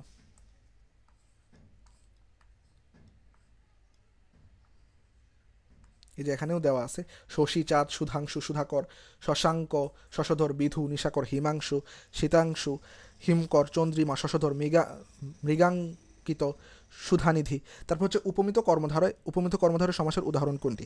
আচ্ছা, একটা হচ্ছে উপমিত কর্মধারের মধ্যে একটা হচ্ছে উপমান আর একটা হচ্ছে উপমিত। ওকে, সো এটা আমরা সাধারণত মনে রাখি কীভাবে জানো, কোনটা উপমিত আর কোনটা উপমান? সেটা হচ্ছে আমরা সাধারণ বৈশিষ্ট্য, সাধারণ গুণ যদি প্রকাশ পায় তাহলে সেটা হবে উপমিত। সাধারণ গুণ প্রকাশ পেলে এটা হবে উপমিত। আচ্ছা, এখানে দেখো যে অরুণ রাঙা, অরুণের ন্যায় রাঙা, গুণ প্রকাশ পেতেছে। কুসুম কোমল, কুসুমের ন্যায় কোমল, এটা এখানে গুণ প্রকাশ পেতেছে। তুষার শুভ্র, তুষারের ন্যায় শুভ্র, এখানে গুণ প্রকাশ পেতেছে। সাধারণ গুণ প্রকাশ পাইলে হচ্ছে উপমান, আমি হয়তো এর আগে ভুল বলছি। ওকে, আর সাধারণ গুণ প্রকাশ পাইলে কি হয়? উপমান। সাধারণ গুণ প্রকাশ পাইলে উপমান। তাহলে উপমান যেহেতু বলতেছি, এখানে গুণ প্রকাশ পাইছে প্রথমটা, দ্বিতীয়টা এবং তৃতীয়টায়। বাট দেখো, বিড়াল তপস্বী, বিড়াল তপস্বী মানে হচ্ছে ভণ্ড। বিড়াল তপস্বী মানে কি ভাইয়া? ভণ্ড, ভণ্ড ব্যক্তি। ওকে, বিড়ালরা দেখবো মাঝে মাঝে ভান করে, ভণ্ড। সো যাই হোক, সো বিড়াল তপস্বী এটা একটা বাগধারা, এটার মানে হচ্ছে ভণ্ড। এটা কখনো কোনো গুণ বোঝায় না, গুণ বোঝাইলে কি হবে? উপমান। এখানে বলছে কোনটি উপমিত কর্মধারয় সমাসের উদাহরণ? এটা হবে বিড়াল তপস্বী। এখানে যেটা আছে এটা দেওয়া আছে, ভুল দেওয়া আছে। ওকে, সো তাহলে উপমিত কর্মধারয়ের সমাসের উদাহরণ কোনটি? বিড়াল তপস্বী। উপমিত কর্মধারয় সমাসের উদাহরণ বিড়াল তপস্বী। ওকে, মনে রাখবা। সাধারণ গুণ বুঝাইলে উপমান, আর গুণ না বুঝাইলে এটা উপমিত। রবীন্দ্রনাথ ঠাকুরের অপরিচিতা গল্পটি প্রথম কোন গল্পে প্রকাশিত হয়? আমরা বলছি কিনা জানি না, মনে রাখো রবীন্দ্রনাথ ঠাকুরের অপরিচিতা গল্পটা সবুজপত্র পত্রিকায় প্রকাশিত হয়। সবুজপত্র পত্রিকায় প্রকাশিত হয়। ওকে, 1914 সালে এটা প্রকাশিত হয়। এবং মনে রাখবা যে সবুজপত্র যে পত্রিকাটা আছে এটা হচ্ছে প্রমথ চৌধুরী রচিত। এটা হচ্ছে কি? প্রমথ চৌধুরী রচিত, কেউ প্রথম চৌধুরী বইল না, প্রমথ চৌধুরী রচিত। এবং বাংলা ভাষার যে চলিত রীতি আছে তার জন্য কিন্তু প্রমথ চৌধুরী অনেক ভালো একটা ভূমিকা রাখছিলেন।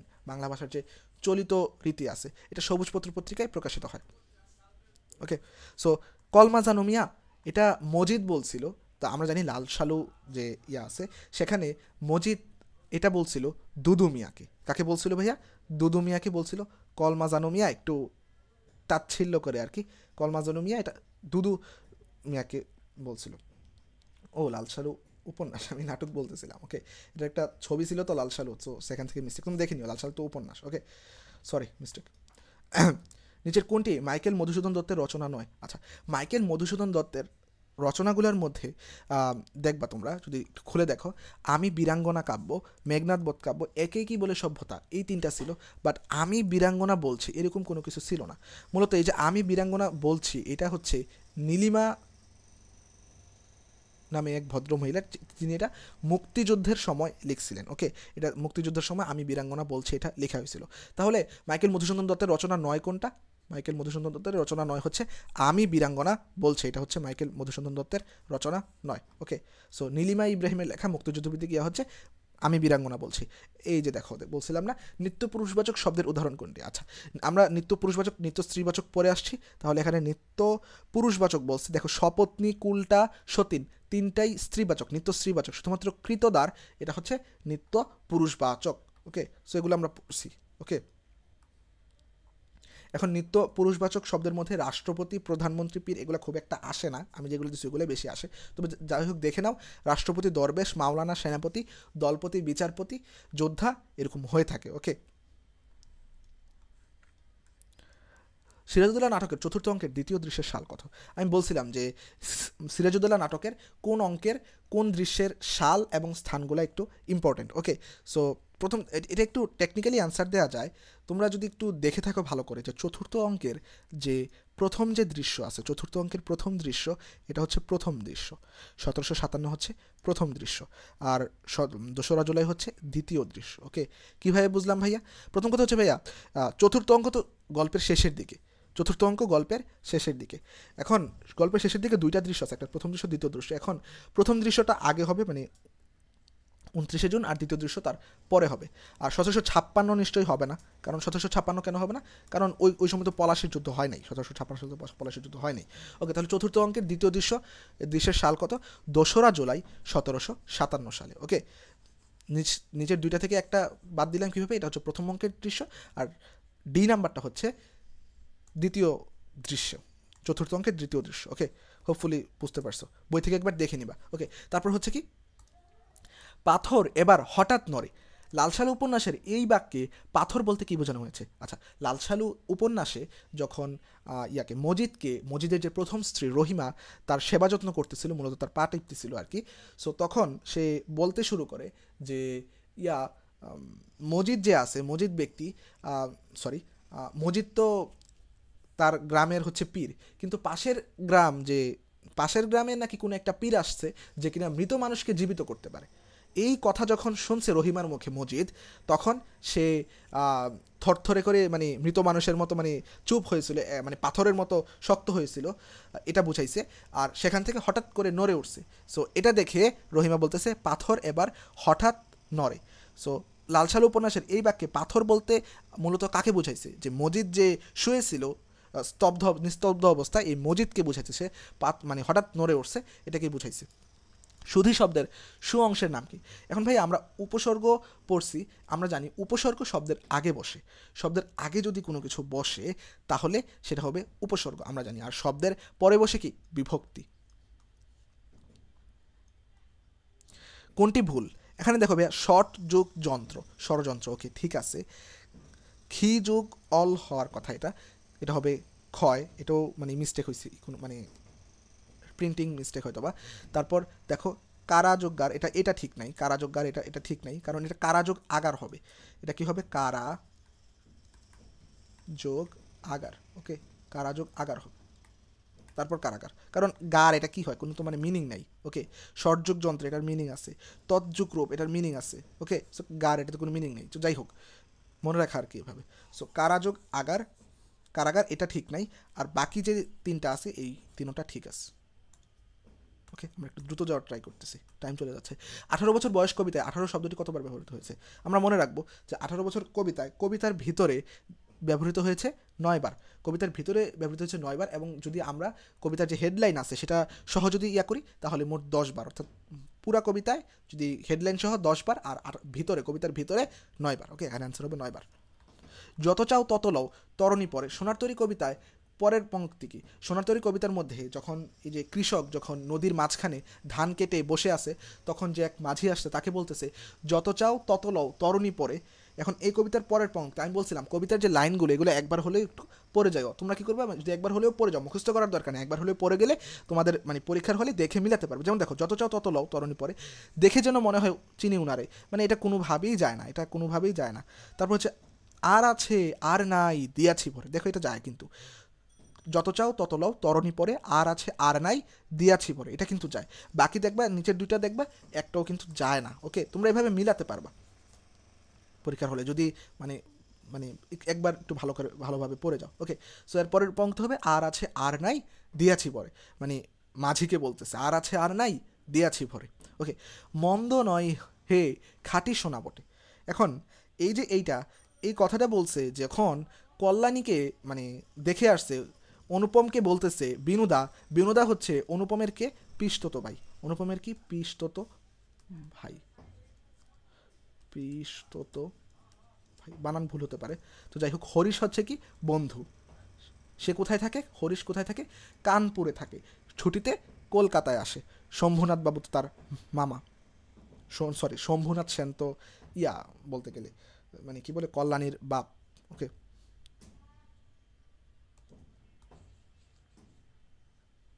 কোন কল্যাণীর বাপ না মামা, তোমরা একটু দেখে নিও, এটা দেখে নিও। মন্দ নয় হে খাঁটি সোনা বটে, এটা হচ্ছে বিনোদা বলছে। ফেব্রুয়ারি 1969 কবিতায় শামসুর রহমান বর্ণমালাকে কিসের প্রতীক হিসেবে তুলনা করেছে? আচ্ছা, সো কবি শামসুর রহমান যখন ফেব্রুয়ারি 1969 কবিতাটা লিখতেছেন, তখন তিনি বলতেছিলেন যে এই যে বর্ণমালা, এটা কিন্তু নক্ষত্রের মতো তিনি কল্পনা করছেন। ওকে, এটা কবিতাটা পড়লে পারার কথা, এটা তিনি একটা নক্ষত্রের মতো বর্ণনা করছেন, সূর্য না, নক্ষত্রের মতো কল্পনা করছেন। ওকে, নেক্সট, জনমতের বিরুদ্ধে যেতে শোষকরাও ভয় পায় কোন রচনার অংশ? আচ্ছা, এটা মূলত যে জনমতের বিরুদ্ধে যেতে 1952 সালে জনমতের বিরুদ্ধে গিয়ে যে ছাত্র জনতার আন্দোলন, সেইটারই প্রকাশ পায়। এখন জনমতের বিরুদ্ধে যেতে শোষকরাও ভয় পায়, এটা হচ্ছে 52 দিনগুলি যে রচনা আছে সেটার আমার পথ ভুলে দাগাই দিও না। আমার পথ হচ্ছে একটা প্রবন্ধ রচনা, এটা এখানে এই টাইপের কথা বলা হয় নাই। আমার পথ নিজেকে নিয়ে মানে যে পরিকল্পনা সেই নিয়ে বলা হয়েছে, কিন্তু জনমতের বিরুদ্ধে যেতে শোষকরাও ভয় পায় এটা 52 দিনগুলিতে বলা হয়েছে।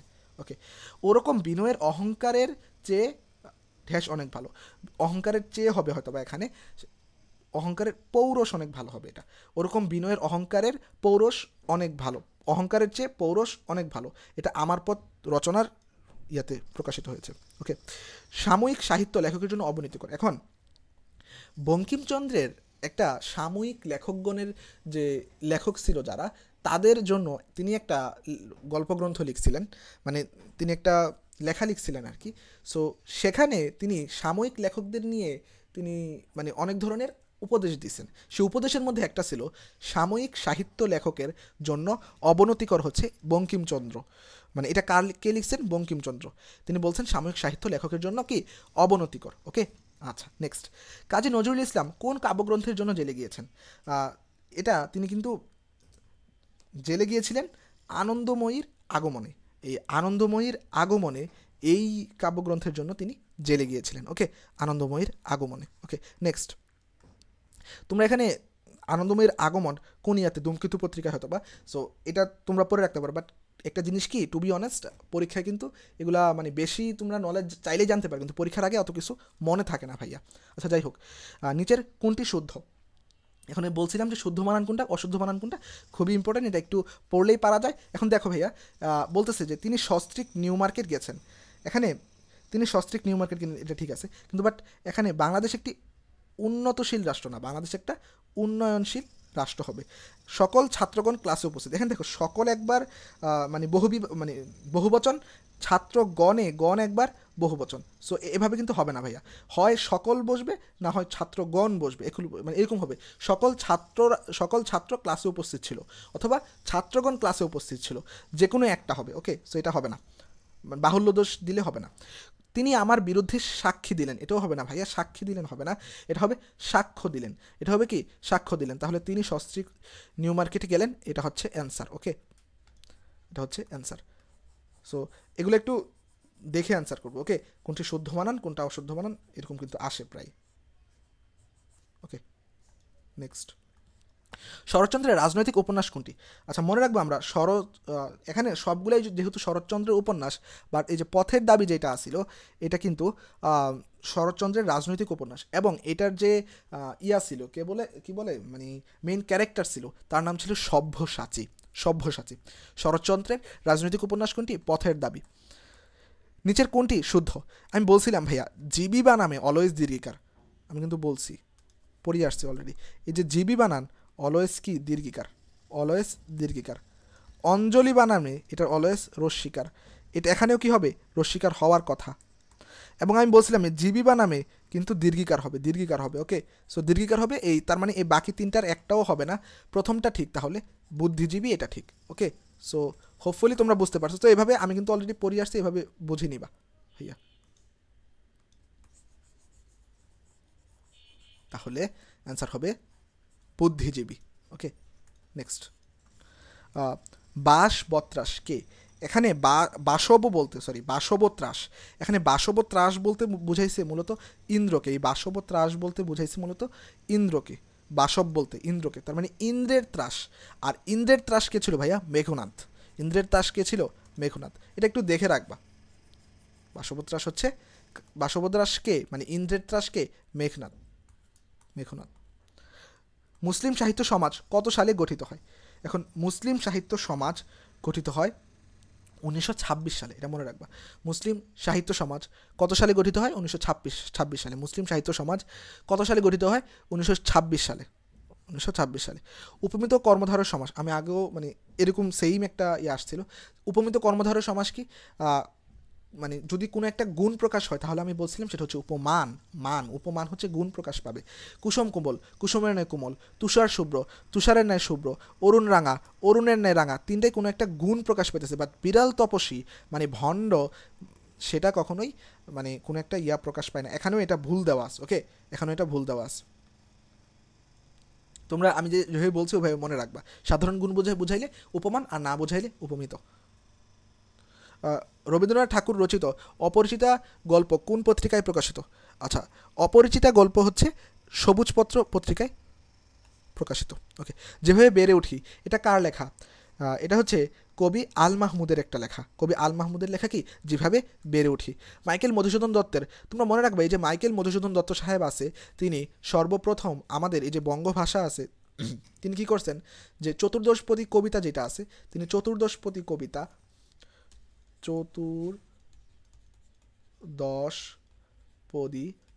কবিতার প্রবর্তক, বাংলা ভাষার প্রবর্তক। আর যার মান হচ্ছে 14 লাইন 14 অক্ষর।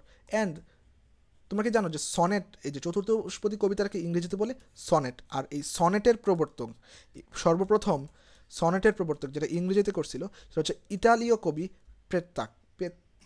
ইতালীয় কবি কি? পেত্রার্ক। এটা হচ্ছে তিনি সর্বপ্রথম সনেট বা চতুর্দশ কবিতার যে লিখছিলেন বা প্রবর্তক, তিনি হচ্ছে ইতালীয় কবি পেত্রার্ক। সো এখানে কি চাইছে? মাইকেল মধুসূদন দত্তের বঙ্গভাষা কোন ধরনের কবিতা? এটা একটা চতুর্দশপদী কবিতা, যেটার 14 লাইন 14 অক্ষর।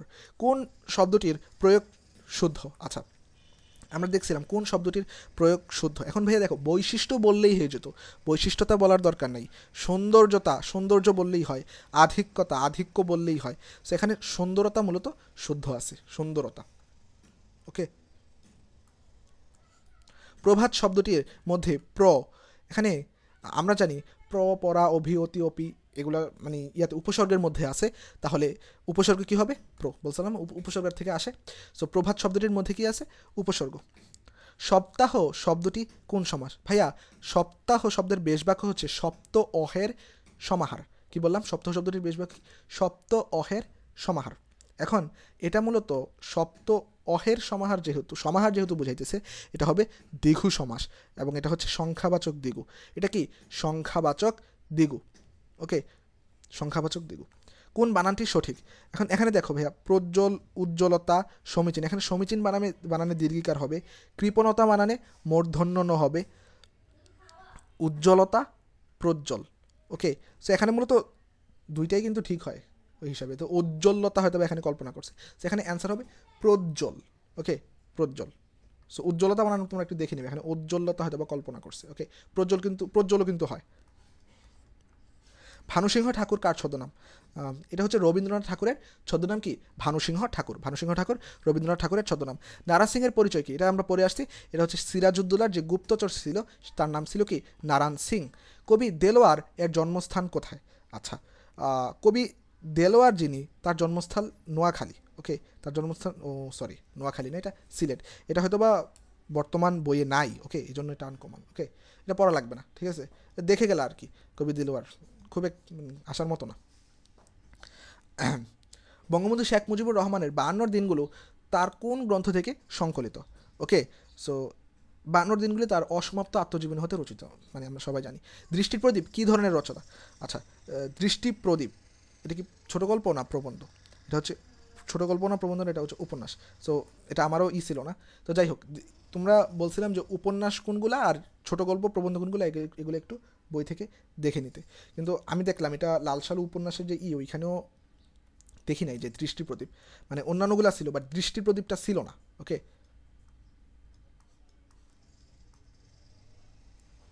অনুকরণে তাহলে দৃষ্টি প্রদীপ কি? একটা উপন্যাস। অনুকরণে দোষগুলি অনুকৃত হয়, গুণগুলি হয় না, কার রচিত?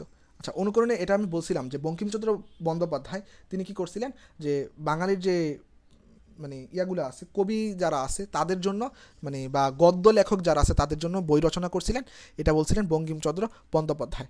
ওকে, এই যে বাংলার নব্য লেখকদিগের প্রতি আমার নিবেদন, এরকম একটা প্রবন্ধ তিনি লিখছিলেন। ওকে, কৃতবিদ্য কোন সমাস? কৃতবিদ্য মানে হচ্ছে কৃতবিদ্যাজার বা এরকম কিছু।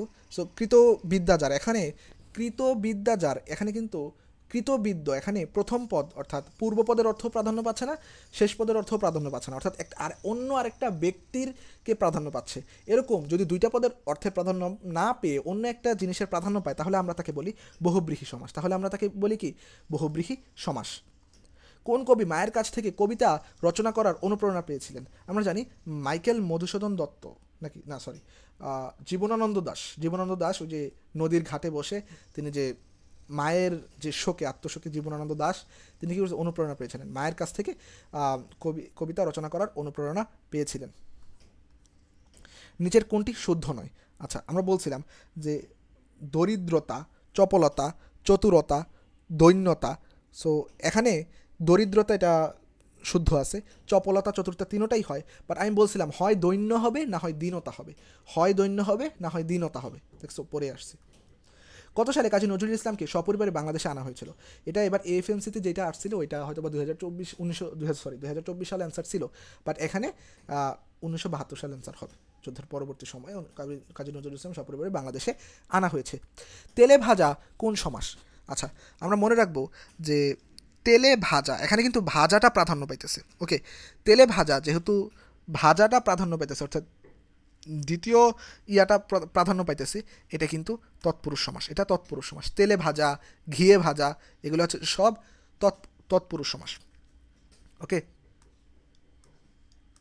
এই যে এখানে বলছে যে তেলে ভাজা, ঘিয়ে ভাজা, কিন্তু বাট এখানে একটা ইয়ে আছে যে যখন গায়ে হলুদ বলে ভাইয়া, যখন গায়ে হলুদ বলে, এগুলো একটু ব্যতিক্রম আঁকে, গায়ে হলুদ, হাতে খড়ি, এই দুইটা যখন বলে তখন কিন্তু কখনোই তৎপুরুষ সমাস বলে না, কারণ এখানে গায়ে হলুদ বলতে মূলত একটা অনুষ্ঠানকে বুঝাইতেছে। হাতে খড়ি বলতে হাতে খড়ি এরকম কিছু না, এটা একটা অনুষ্ঠান। যখন এরকম একটা অনুষ্ঠান বুঝাবে তখন সেটা হবে বহুব্রীহি সমাস, তখন সেটা হবে কি? বহুব্রীহি সমাস। আর যদি কোনো বিভক্তি লোপ না পায়, ইয়াতে যদি কোনো মূল শব্দে যদি কোনো বিভক্তি লোপ না পায় তাহলে তাকে আমরা বলি অলুক। ওকে, তাহলে তাকে আমরা বলি অলুক বহুব্রীহি সমাস। একইভাবে বিভক্তি লোপ না পেলে অলুক তৎপুরুষ, বিভক্তি লোপ না পেলে কি হয়? অলুক তৎপুরুষ। ওকে, নেক্সট। মোহরের কাহিনী আমাদের অনেক আছে। এখানে মোহ কি অর্থে ব্যবহৃত হয়েছে? এখানে মোহরের কাহিনী আমাদের অনেক আছে। এখানে মূলত যে প্রশংসার্থে, ক্ষোভার্থে, নির্দার্থে কোনোটাই হবে না, এটা হবে ব্যঙ্গার্থে, মানে যে মোহ করে বুঝাইছে আর কি, যে মোহরের কাহিনী, এই মোহরের কাহিনী তো আমাদের অনেক আছে, মানে বলে না আমাদের এরকম তো আমাদের, আরে তুমি এই কাহিনী বলতেছ, আমাদের তো এরকম কাহিনী অনেক আছে। ওকে, তো ব্যঙ্গ করে বলতেছে, কখনোই মানে আমাদের অনেক আছে এটা প্রশংসা করে এটা বুঝাইতেছে না। ক্ষোভার্থেও না, মানে ক্ষোভ তো নিন্দা হয় না, ব্যঙ্গার্থে হবে। অক্ষরবৃত্ত কোন ছন্দের সাথে মিল আছে? এটা হচ্ছে অমিত্রাক্ষর ছন্দের সাথে মিল আছে, অমিত্রাক্ষর ছন্দের সাথে মিল আছে। বঙ্গবন্ধু শেখ মুজিবুর রহমানকে আমরণ অনশনের জন্য কতদিন পর খাবারের জন্য জোর করা হয়েছিল? এটা হচ্ছে 4 দিন পর। কয়দিন পর? 4 দিন পর। জীবনটা না দৈর্ঘ্যের হিসাবে বড় না গুণের হিসাবে বড়? এটা অপরিচিতার গল্প থেকে এসেছিল। অপরিচিতা গল্প, জীবনটা না দৈর্ঘ্যের হিসাবে বড় না গুণের হিসাবে বড়। কি সাংঘাতিক ব্যাপার! এটি কি ধরনের বাক্য? আচ্ছা, এখানে কি সাংঘাতিক ব্যাপার, এটা একটা বিস্ময় প্রকাশ করে, যেহেতু প্রকাশ করছে, এটা হচ্ছে বিস্ময়সূচক বাক্য। ওকে, নিম্নের কোনটি রবীন্দ্রনাথ ঠাকুর রচিত নাটক? আচ্ছা, রবীন্দ্রনাথ ঠাকুর রচিত নাটকগুলো আমাদের একটু পড়ে ফেলতে হবে। ওকে, এখানে নবান্ন হবে না, কৃষ্ণকুমারী হবে না, ইপিডাস হবে না, শুধুমাত্র যে রাজা যেটা আছে এটা হবে। ওকে, এই যে এখানে দেওয়া আছে দেখো একটু, শেষের কবিতা রবীন্দ্রনাথ ঠাকুরের উপন্যাস, সোনার তরী কাব্যগ্রন্থ, রাজা নাটক, এবং উপন্যাস হচ্ছে গোরা। তো গোরার সাথে আরও কিছু উপন্যাস আছে বইয়ে, তোমরা দেখে নিবা। উত্তরী, আচ্ছা, আমরা এটা সরি ভুলে ক্লিক করছে, আমরা একটু আরেকটু ডিটেলসে পড়ি। প্রথম কথা হচ্ছে এটা হচ্ছে তাহারে পরে মনে কবিতায় যে কুহেলি উত্তরী তলে মাঘের সন্ন্যাসী, কি বললাম? কুহেলি, এটা অনেকবার আসে, এটা থেকে কুহেলি উত্তরী তলে মাঘের সন্ন্যাসী। এখন দেখো ভাইয়া, এই কুহেলি মানে হচ্ছে কুয়াশা। কুহেলি মানে কি? কুয়াশা। কুহেলি মানে হচ্ছে কুয়াশা। আর এখানে যে উত্তরী আছে, এই উত্তরী মানে হচ্ছে চাদর। উত্তরী মানে কি? চাদর, মানে কুয়াশার চাদর। আর মাঘের সন্ন্যাসী বলতে এখানে যে শীতকে বোঝাইছে, এখানে যে এটা বলতে শীতকে বোঝানো হয়েছে। শীত, কুয়াশার চাদর গায়ে দিয়ে শীতকে বোঝানো হয়েছে। এটা মূলত তাহারই পরে মনে কবিতায় কবি সুফিয়া কামাল তার যে স্বামী সৈয়দ নেহাল হোসেনকে তিনি কল্পনা করে বলতেছেন কুহিলি উত্তরে তলে মাঘের সন্ন্যাসী। এখানে কুহিলি বলতে বুঝাইছে কুয়াশা, উত্তরী বলতে বুঝাইছে চাদর, এবং কুহিলি উত্তরে তলে মাঘের সন্ন্যাসী বলতে বুঝাইছে কি? শীত। মাঘের সন্ন্যাসী বলতে বুঝাইছে শীত। ওকে, সো কুহিলি উত্তরে তলে এটা হবে কি? চাদর বোঝানো হয়েছে, এটা চাদর। আর কুহিলি দ্বারা কুয়াশা বোঝায়, উত্তরী দ্বারা চাদর বোঝায়। ওকে, এখানে কিছু শব্দ আছে, এগুলো একটু দেখে নিতে পারো, যেহেতু ইয়া থেকে একবার আসছে। সমীর মানে বাতাস, অলখ মানে অলক্ষ্য দৃষ্টি অগোচরে, পাথার মানে সমুদ্র আমরা জানি, কুহিলি মানে কুয়াশা, বরিয়া মানে বরণ করে, বরিয়া বরণ করে। আমি জানি he is a dead horse, উক্তিটি কার? এখন যখন সিরাজুদ্দৌলাকে ইঙ্গিত করে ক্লাইভ বলছিলেন আমি জানি he is a dead horse.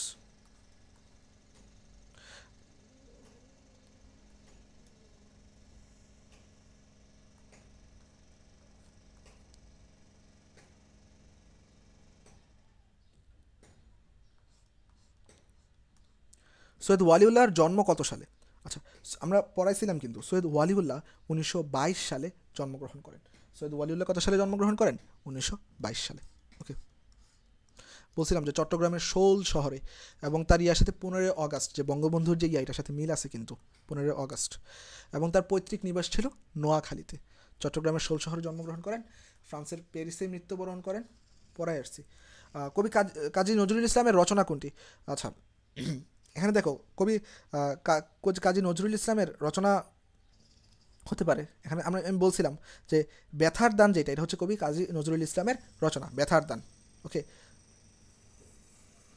পড়ে নিও তোমরা বই থেকে, মানে ভালো করে পড়ে নিতে হবে, যেমন ব্যথার দান, রিক্তের বেদন, আরও আছে, এগুলো পড়ে নিতে হবে। মোহাম্মদনগর গ্রামের পার্শ্ববর্তী গ্রামের নাম কি? আচ্ছা, আমরা জানি মোহাম্মদনগর গ্রামের পাশের গ্রামের নাম হচ্ছে আওয়ালপুর গ্রাম। আওয়ালপুরের পীর বলতে একটা কথা ছিল। এখানে দেখো একটি হাসপাতাল আছে করিমগঞ্জে। গারো পাহাড় মধুপুর গড় থেকে কত দিনের দূরত্ব? 3 দিনের পথ। খেলা মাঠে হাড় কাঁপায় অগ্রহায়ণের শীতে, বড় নদী চরগ্রাম পর, দূর জঙ্গলে ডাকে বাঘ, দূরে উৎসব হচ্ছে ডোমপাড়ায়। কোথায় উৎসব হচ্ছে? ডোমপাড়ায়।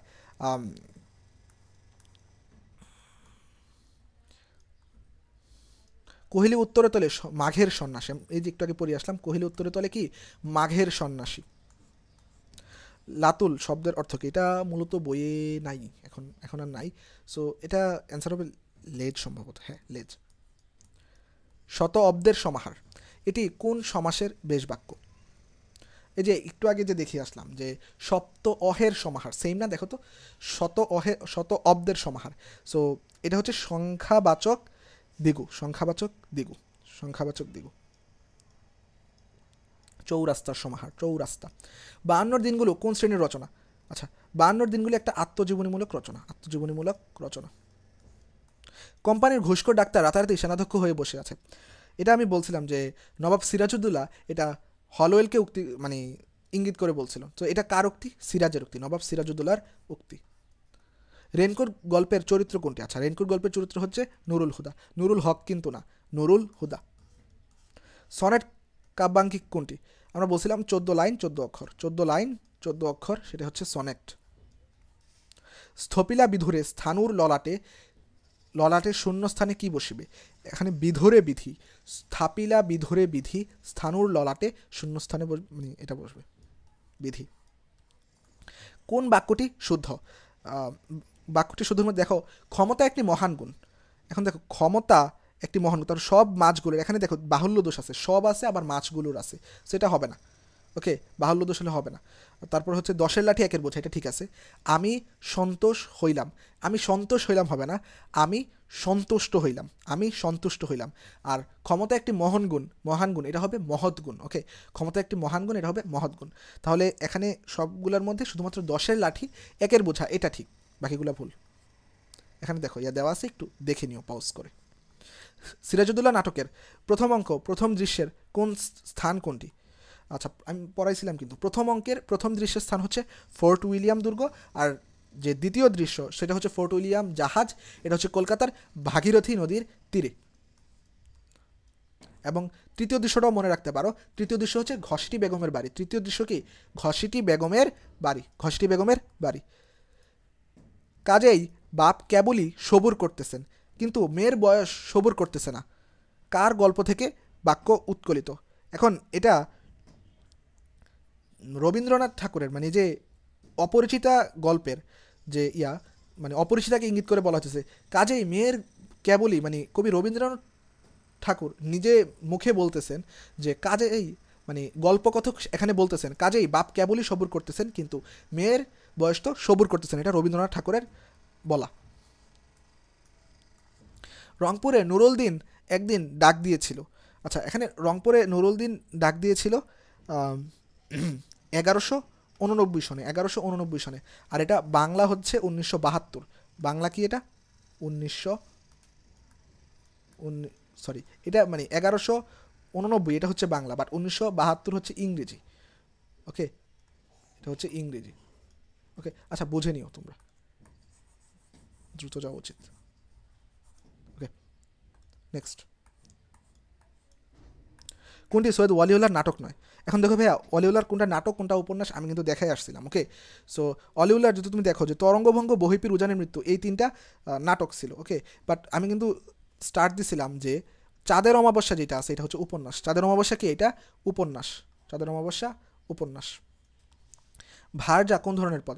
ভার্যা এটা একটা বিশেষ্য পদ। ভার্যা কি?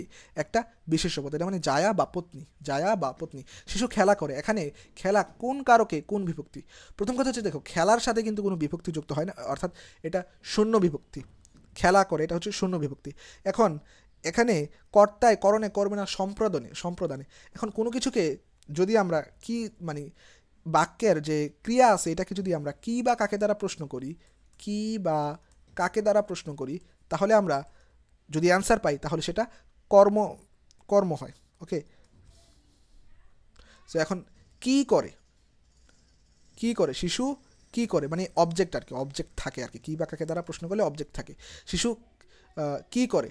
খেলা করে। ওকে, কি করে? খেলা করে, যে অ্যান্সার পাইতেছি, এই জন্য এটা কর্মকারক। মানে কি বা কাকে দ্বারা যদি কি করে কাকে করে এটা যদি অ্যান্সার পাই তাহলে এটাকে অবজেক্ট, ইংরেজিতে অবজেক্ট, আর বাংলায় কি? কর্ম। কর্ম থাকে কার? কি বা কাকে দ্বারা কোশ্চেন করলে অ্যান্সার পাওয়া যায়। তুমি এলে তবে আমি যাব, এই যে দেখো এখানে এটা দেওয়া আছে, তোমরা একটু পজ করে চাইলে পড়ে নিতে পারো। ওকে, ব্যাখ্যা দেওয়া আছে। তুমি এলে তবে আমি যাব বাক্যটি কোন শ্রেণীর? ওকে, এখন দেখো তুমি এলে তবে আমি যাব, এখানে দেখো তুমি এলে, এখানে একটা কি বলে যে মানে টাইম, কি বলে একটা, মনে পড়তেছে মানে শব্দটা মনে আসতেছে না, যাই হোক মানে একটা কন্ডিশন, সরি একটা কন্ডিশন দিয়ে দিছে যে তুমি এলে তবেই আমি যাব। এখানে কিন্তু তুমি এলে বলে আমরা থামতে পারতেছি না, তাহলে এখানে একটা আশ্রিত খণ্ডবাক্য এবং একটা হচ্ছে প্রিন্সিপাল বা স্বাধীন বাক্য। তাহলে এরকম হলে আমরা জানি এটা হবে জটিল বা মিশ্র বাক্য। এটা হবে কি? জটিল বা মিশ্র বাক্য হবে এটার অ্যান্সার। এই বাক্যটি জটিল বা মিশ্র বাক্য হবে অ্যান্সার। ওকে, আমরা কিন্তু ভালো করে এগুলো দেখে আসছি। সৈয়দ ওয়ালিউল্লাহর জন্মস্থান কোথায়? ওকে, সো সৈয়দ ওয়ালিউল্লাহ অলরেডি আমরা দেখে আসছি যে সৈয়দ ওয়ালিউল্লাহ জন্মগ্রহণ করেন চট্টগ্রামে এবং তার পৈতৃক নিবাস ছিল কোথায়? নোয়াখালীতে।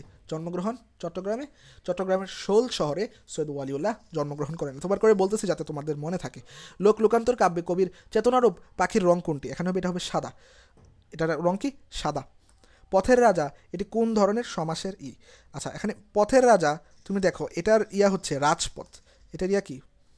পথের রাজা, এটা সেকেন্ড অংশটা প্রথমে চলে আসবে, এটা হবে রাজপথ। পথের রাজা, রাজপথ।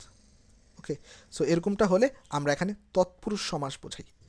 পথের রাজা, রাজপথ, যদি শেষের ইয়াটা আগে চলে আসে প্রাধান্য পায়, এবং এটা তখন হবে তৎপুরুষ সমাস। শেষের ইয়াটা আগে চলে আসলে কি? তৎপুরুষ সমাস। যেমন একইভাবে হাঁসের রাজা, রাজাটা আগে চলে আসবে, রাজহাঁস। ওকে, এটা হবে তৎপুরুষ সমাস। কবর কবিতার পঙ্ক্তি কতটি? এটা হবে 118টি। কবর কবিতার পঙ্ক্তি কতটি? 118টি। পাথার শব্দের অর্থ কি? পাথার শব্দের অর্থ হচ্ছে সমার্থক শব্দ হচ্ছে সমুদ্র। পাথার সমুদ্র, আমরা বলি না অকুল পাথার সমুদ্র, সমুদ্র। রাজমোহনস ওয়াইফ এটি কোন ধরনের রচনা? এটা হচ্ছে একটা উপন্যাস, এটা হচ্ছে একটা উপন্যাস। এটা বঙ্কিমচন্দ্র চট্টোপাধ্যায়ের যে রাজমোহনস ওয়াইফ, এটা হচ্ছে উপন্যাস, প্রথম ইংরেজি উপন্যাস। আর প্রথম উপন্যাস হচ্ছে, প্রথম উপন্যাস হচ্ছে ইয়া দুর্গেশ নন্দিনী। এখন না লিখে এখানে আর, ওকে এখানে একটু ভুল আছে আর কি। এটা হচ্ছে প্রথম ইংরেজি উপন্যাস, এটা প্রথম ইংরেজি উপন্যাস। 18 বছর বয়স কবিতায় কোন ছন্দে রচিত? আচ্ছা, 18 বছর বয়স কবিতা, এটা হচ্ছে মাত্রাবৃত্ত ছন্দে রচিত। আমরা বলছিলাম যে ছন্দগুলোও ইম্পর্টেন্ট, মানে কোন কবিতা কোন ছন্দে রচিত একটু দেখে যাবা, কোন কবিতা কোন ছন্দে রচিত একটু দেখে যাবো আমরা। নত্যবিধান সত্যবিধান কোন ধরনের ইয়া থেকে এসেছে? আমরা জানি তৎসম শব্দের বানানে নত্যবিধান ও সত্যবিধান প্রয়োগ হয়। খাঁটি বাংলা বা বিদেশি শব্দের বানানে মূর্ধন্য ন এবং মূর্ধন্য স ব্যবহার কখনো হয় না। সো তৎসম শব্দের বানানে মূর্ধন্য ন এবং মূর্ধন্য স এর ব্যবহারকেই আমরা বলতেছি নত্যবিধান এবং সত্যবিধান। ওকে, নৈয়ায়িক শব্দের অর্থ কী? এখন ভাই নৈয়ায়িক মানে কি? মানে যে কিনা ন্যায়শাস্ত্রে পণ্ডিত, সে হচ্ছে নৈয়ায়িক। ন্যায়শাস্ত্রে পণ্ডিত, সেটা হচ্ছে নৈয়ায়িক। সৈয়দ ওয়ালিউল্লাহর মৃত্যু হয় কবে? আমরা বলছিলাম যে সৈয়দ ওয়ালিউল্লাহ, দেখছো কত ইম্পর্টেন্ট। সৈয়দ ওয়ালিউল্লাহ যে মৃত্যুবরণ করেন প্যারিসে, এবং স্বাধীনতার আগেই, সেটা ছিল কত? 1971 সালের, সরি একটু ভুল দেখাইছি, 15 অক্টোবর। ওকে, পড়াইছিলাম তো 15 অক্টোবর। ওকে, আগস্ট মাসে জন্মগ্রহণ করেন, অক্টোবর মাসে মৃত্যুবরণ করেন, মিস্টেক। ওকে, সো সেপ্টেম্বর না কিন্তু, অক্টোবর। কহিল সে স্নিগ্ধ আখি তুলি দক্ষিণ দুয়ারে গেছে খুলি, এটা তাহারই পরে মনে কবিতা থেকে তিনি ওই যে সুফিয়া কামাল, কবি সুফিয়া কামাল যে বলতেছে যে কহিলেও সে স্নিগ্ধ আঁখি তুলি, দক্ষিণ দুয়ার গেছিয়া খুলি, এটা হচ্ছে তাহারই পরে মনে কবিতার ইয়া। আশা করি তোমরা এগুলো জানো। তো তাও তোমরা যে কবিতার লাইনগুলো বই থেকে একটু ভালোভাবে পড়ে নিবা। তাহারই পরে মনে কবিতাটা দেখতেছো ইম্পর্টেন্ট। ওকে, কবি জীবনানন্দ দাশের মায়ের নাম কি? এটা হচ্ছে কুসুম কুমারী দাস। এটা অনেক বেশি ফেমাস প্রশ্ন। কবি জীবনানন্দ দাশের মায়ের নাম কি? কুসুম কুমারী দাস। সুধীর শব্দটিতে সু উপসর্গটি কী অর্থে ব্যবহৃত হয়েছে? আচ্ছা, উপসর্গের ক্ষেত্রে কোনটা কী অর্থ প্রকাশ পায় এটা কিন্তু অত্যন্ত গুরুত্বপূর্ণ। ওকে, সো কোনো কোনো উপসর্গ যুক্ত হয়ে শব্দটাকে আরও বেশি সংকোচন করে দেয়, কোনো কোনো উপসর্গ যুক্ত হয়ে শব্দটাকে পরিবর্তন করে ফেলে, কোনো কোনো শব্দ যুক্ত হয়ে শব্দটাকে অতিরিক্ততা মানে আরও বাড়িয়ে দেয়, শব্দের প্রসারণ ঘটে। তোমরা যদি এখানে দেখো যে সুধীর এই শব্দটাকে আরও কী করছে জানো? অতিরিক্ততা ধীর ছিল আগে, এটাকে অতিরিক্ততা বা আতিশয্য যেটা আছে, এই যে আতিশয্য যেটা আছে এটা প্রকাশ পাইছে মূলত ধীরের সাথে সুযুক্ত হয়ে, সেটা মূলত আতিশয্য প্রকাশ পাইছে। ধীর থাকলে ঠিক ছিল, বাট কোনো কিছু অনেক কিছু অধিক বুঝাইতে সুটা যুক্ত হয়েছে। ওকে, মোহাম্মদী বেগ কত টাকার বিনিময়ে সিরাজউদ্দৌলাকে হত্যা করে? আমরা জানি মাত্র 10,000 টাকার বিনিময়ে হত্যা করে এবং 5,000 টাকা সে কি নেয়? অগ্রিম নেয়। সুলতানাস ড্রিম বা সুলতানার স্বপ্ন কোন ধরনের রচনা? আচ্ছা, ওকে, সুলতানার হচ্ছে এটা সাখাওয়াত হোসেনের রচিত সুলতানার গল্প। এটা একটা হচ্ছে উপন্যাস। ওকে, এটা একটা কি উপন্যাস? সুলতানাস ড্রিম। এবং এই যে সুলতানাস ড্রিম এটা কিন্তু মানে এই গ্রন্থটি প্রথমত ইংরেজি ভাষায় ছিল, এটা কিন্তু বাংলা ভাষায়ও পরবর্তীতে মানে হয়, মানে দ্য ইন্ডিয়ান লেডিস ম্যাগাজিনে সুলতানাস ড্রিম যে ইয়াটা ছিল এটা প্রথম প্রকাশিত হয়। এটা আমি বলতে চেয়েছিলাম আর কি। দ্য ইন্ডিয়ান লেডিস ম্যাগাজিনে কি হয়? শিরোনামে প্রথম প্রকাশিত হয় কি? সুলতানাস ড্রিম।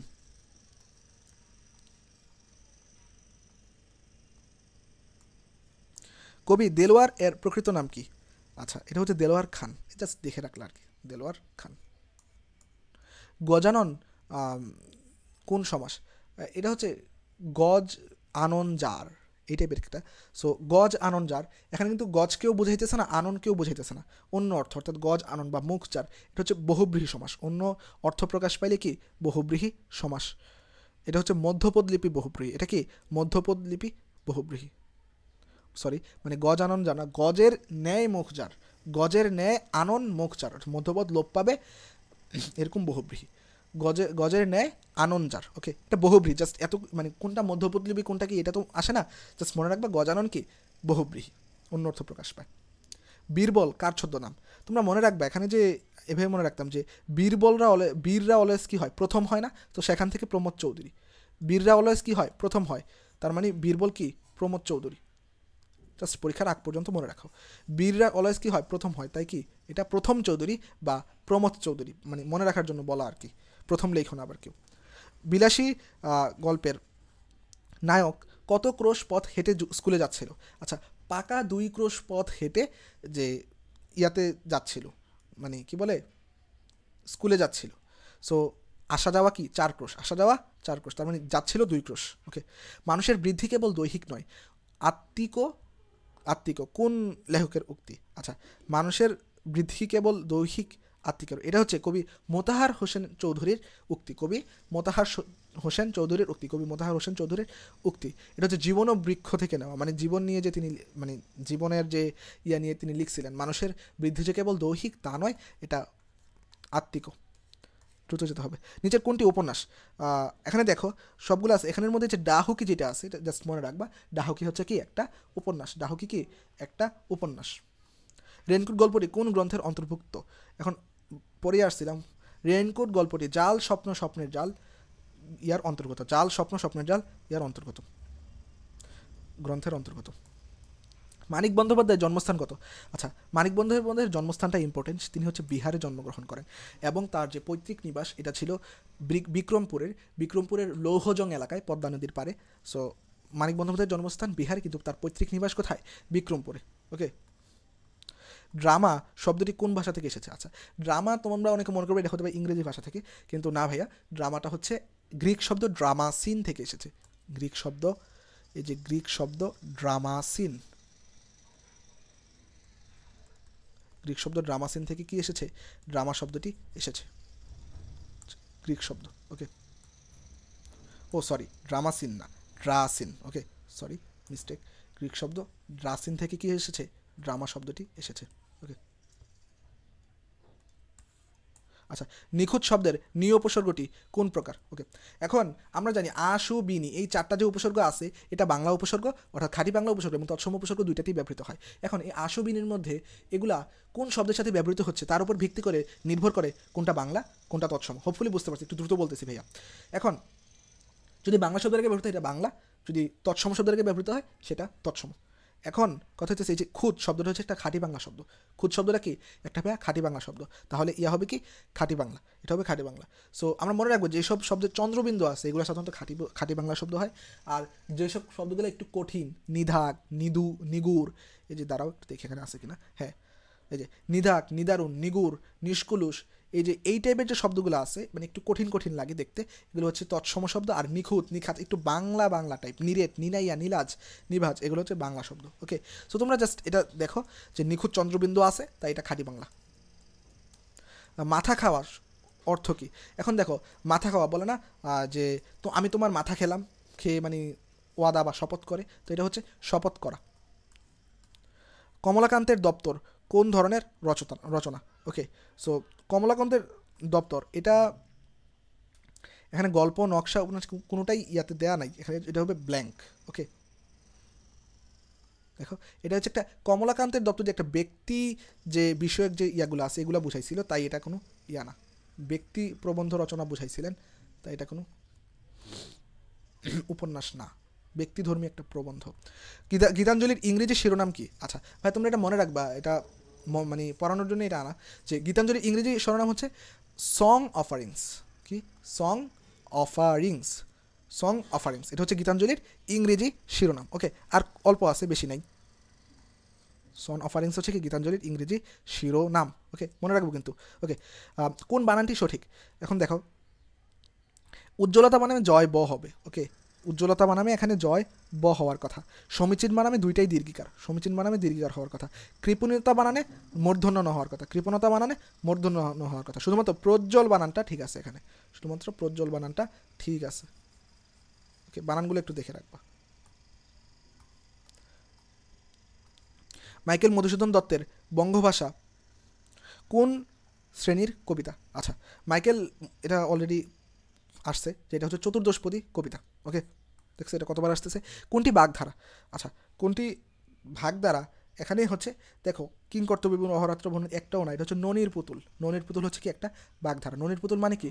আলস্য, কর্মবিমুখ, আদরের সন্তান, যারা পরিশ্রম না করেই সুযোগ সুবিধা ভোগ করে, মানে ননির পুতুল, কোনো কাজ করতে চায় না। ওকে, কবি শামসুর রহমানের জন্মস্থল কোথায়? ওকে, মনে রাখবো আমরা কবি শামসুর রহমান, আমি ভেবে মনে রাখতাম তিনি মূলত আধুনিক কবি, আধুনিক কালের কবি যেহেতু তিনি, কবি শামসুর রহমান 2006 সালের থেকে সম্ভবত মৃত্যুবরণ করেন। তো যাই হোক, সো কবি শামসুর রহমান ঢাকায় মৃত্যুবরণ করেন, ঢাকায় মৃত্যুবরণ করেন। প্রভাত শব্দটির প্র কি? আচ্ছা, এখন যেহেতু শব্দের আগে বসছে সেটা হচ্ছে উপসর্গ, শব্দের আগে বসে কি ভাইয়া? উপসর্গ।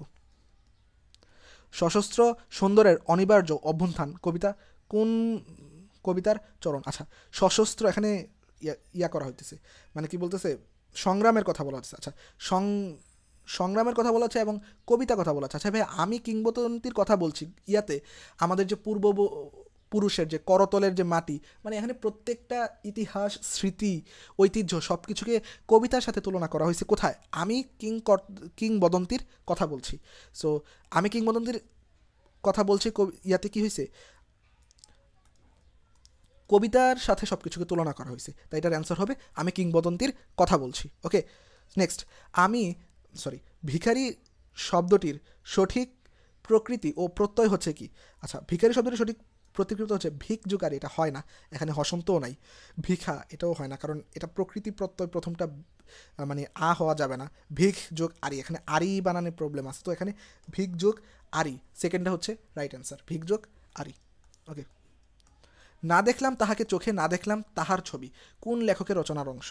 না দেখলাম তাহারে চোখে, না দেখিলাম তাহার ছবি, এটা ওই যে অনুপম মানে ইয়া করে বলতেছে, কি বলে, আফসোস করে বলতেছে যে মানে রবীন্দ্রনাথ ঠাকুরের যে কি বলে অপরিচিতা গল্পে যে না দেখলাম তাহারে চোখে, না দেখিলাম তাহার ছবি, এটা হচ্ছে রবীন্দ্রনাথ ঠাকুর, এটা হচ্ছে রবীন্দ্রনাথ ঠাকুর। মোহাম্মদনগর গ্রামটি মতিগঞ্জ সড়কের কোন দিকে? আচ্ছা, এটা বইয়ে একটা লাইন আছে যে উত্তর দিকে মতিগঞ্জ সড়ক। ওকে ওকে, উত্তরে মোহাম্মদনগর গ্রামটি কি উত্তর দিকে। মোহাম্মদনগর গ্রামটি কোথায়? উত্তর দিকে। মোহাম্মদনগর গ্রামটি উত্তর দিকে। আচ্ছা, তো এই ছিল আমাদের আজকের ক্লাস। সো আশা করি ক্লাসটা করে আপনারা খুবই উপকৃত হবেন, এবং আমরা যে নোটটা এটা কমেন্ট বক্সে বা ডিসক্রিপশনে দিয়ে দেওয়ার ট্রাই করবো। অ্যান্ড হোপফুলি আজকের ক্লাসের মাধ্যমে আজ যে টপিকগুলো আমি বললাম, যে ইম্পর্টেন্স দিয়ে যে টপিকগুলো বললাম, এগুলো যদি আপনারা কমপ্লিট করতে পারেন, তাহলে আপনারা একটা কম্প্যাক্ট রিভিশন, লাস্ট মোমেন্টে যে রিভিশনটা দরকার সেটা আপনাদের হয়ে যাবে। অ্যান্ড আপনাদের যদি ক্লাসটা একটু ভালো লাগে তাহলে আপনারা চ্যানেলটি সাবস্ক্রাইব করতে পারেন। অ্যান্ড যদি মনে করেন যে আপনাদের বন্ধু কারোদের এই ক্লাসটি উপকার আসবে তাহলে অবশ্যই শেয়ার করতে পারেন। তাহলে আজকের ক্লাস এতটুকুই। ভালো থাকেন। Till then next time. আসসালামু আলাইকুম।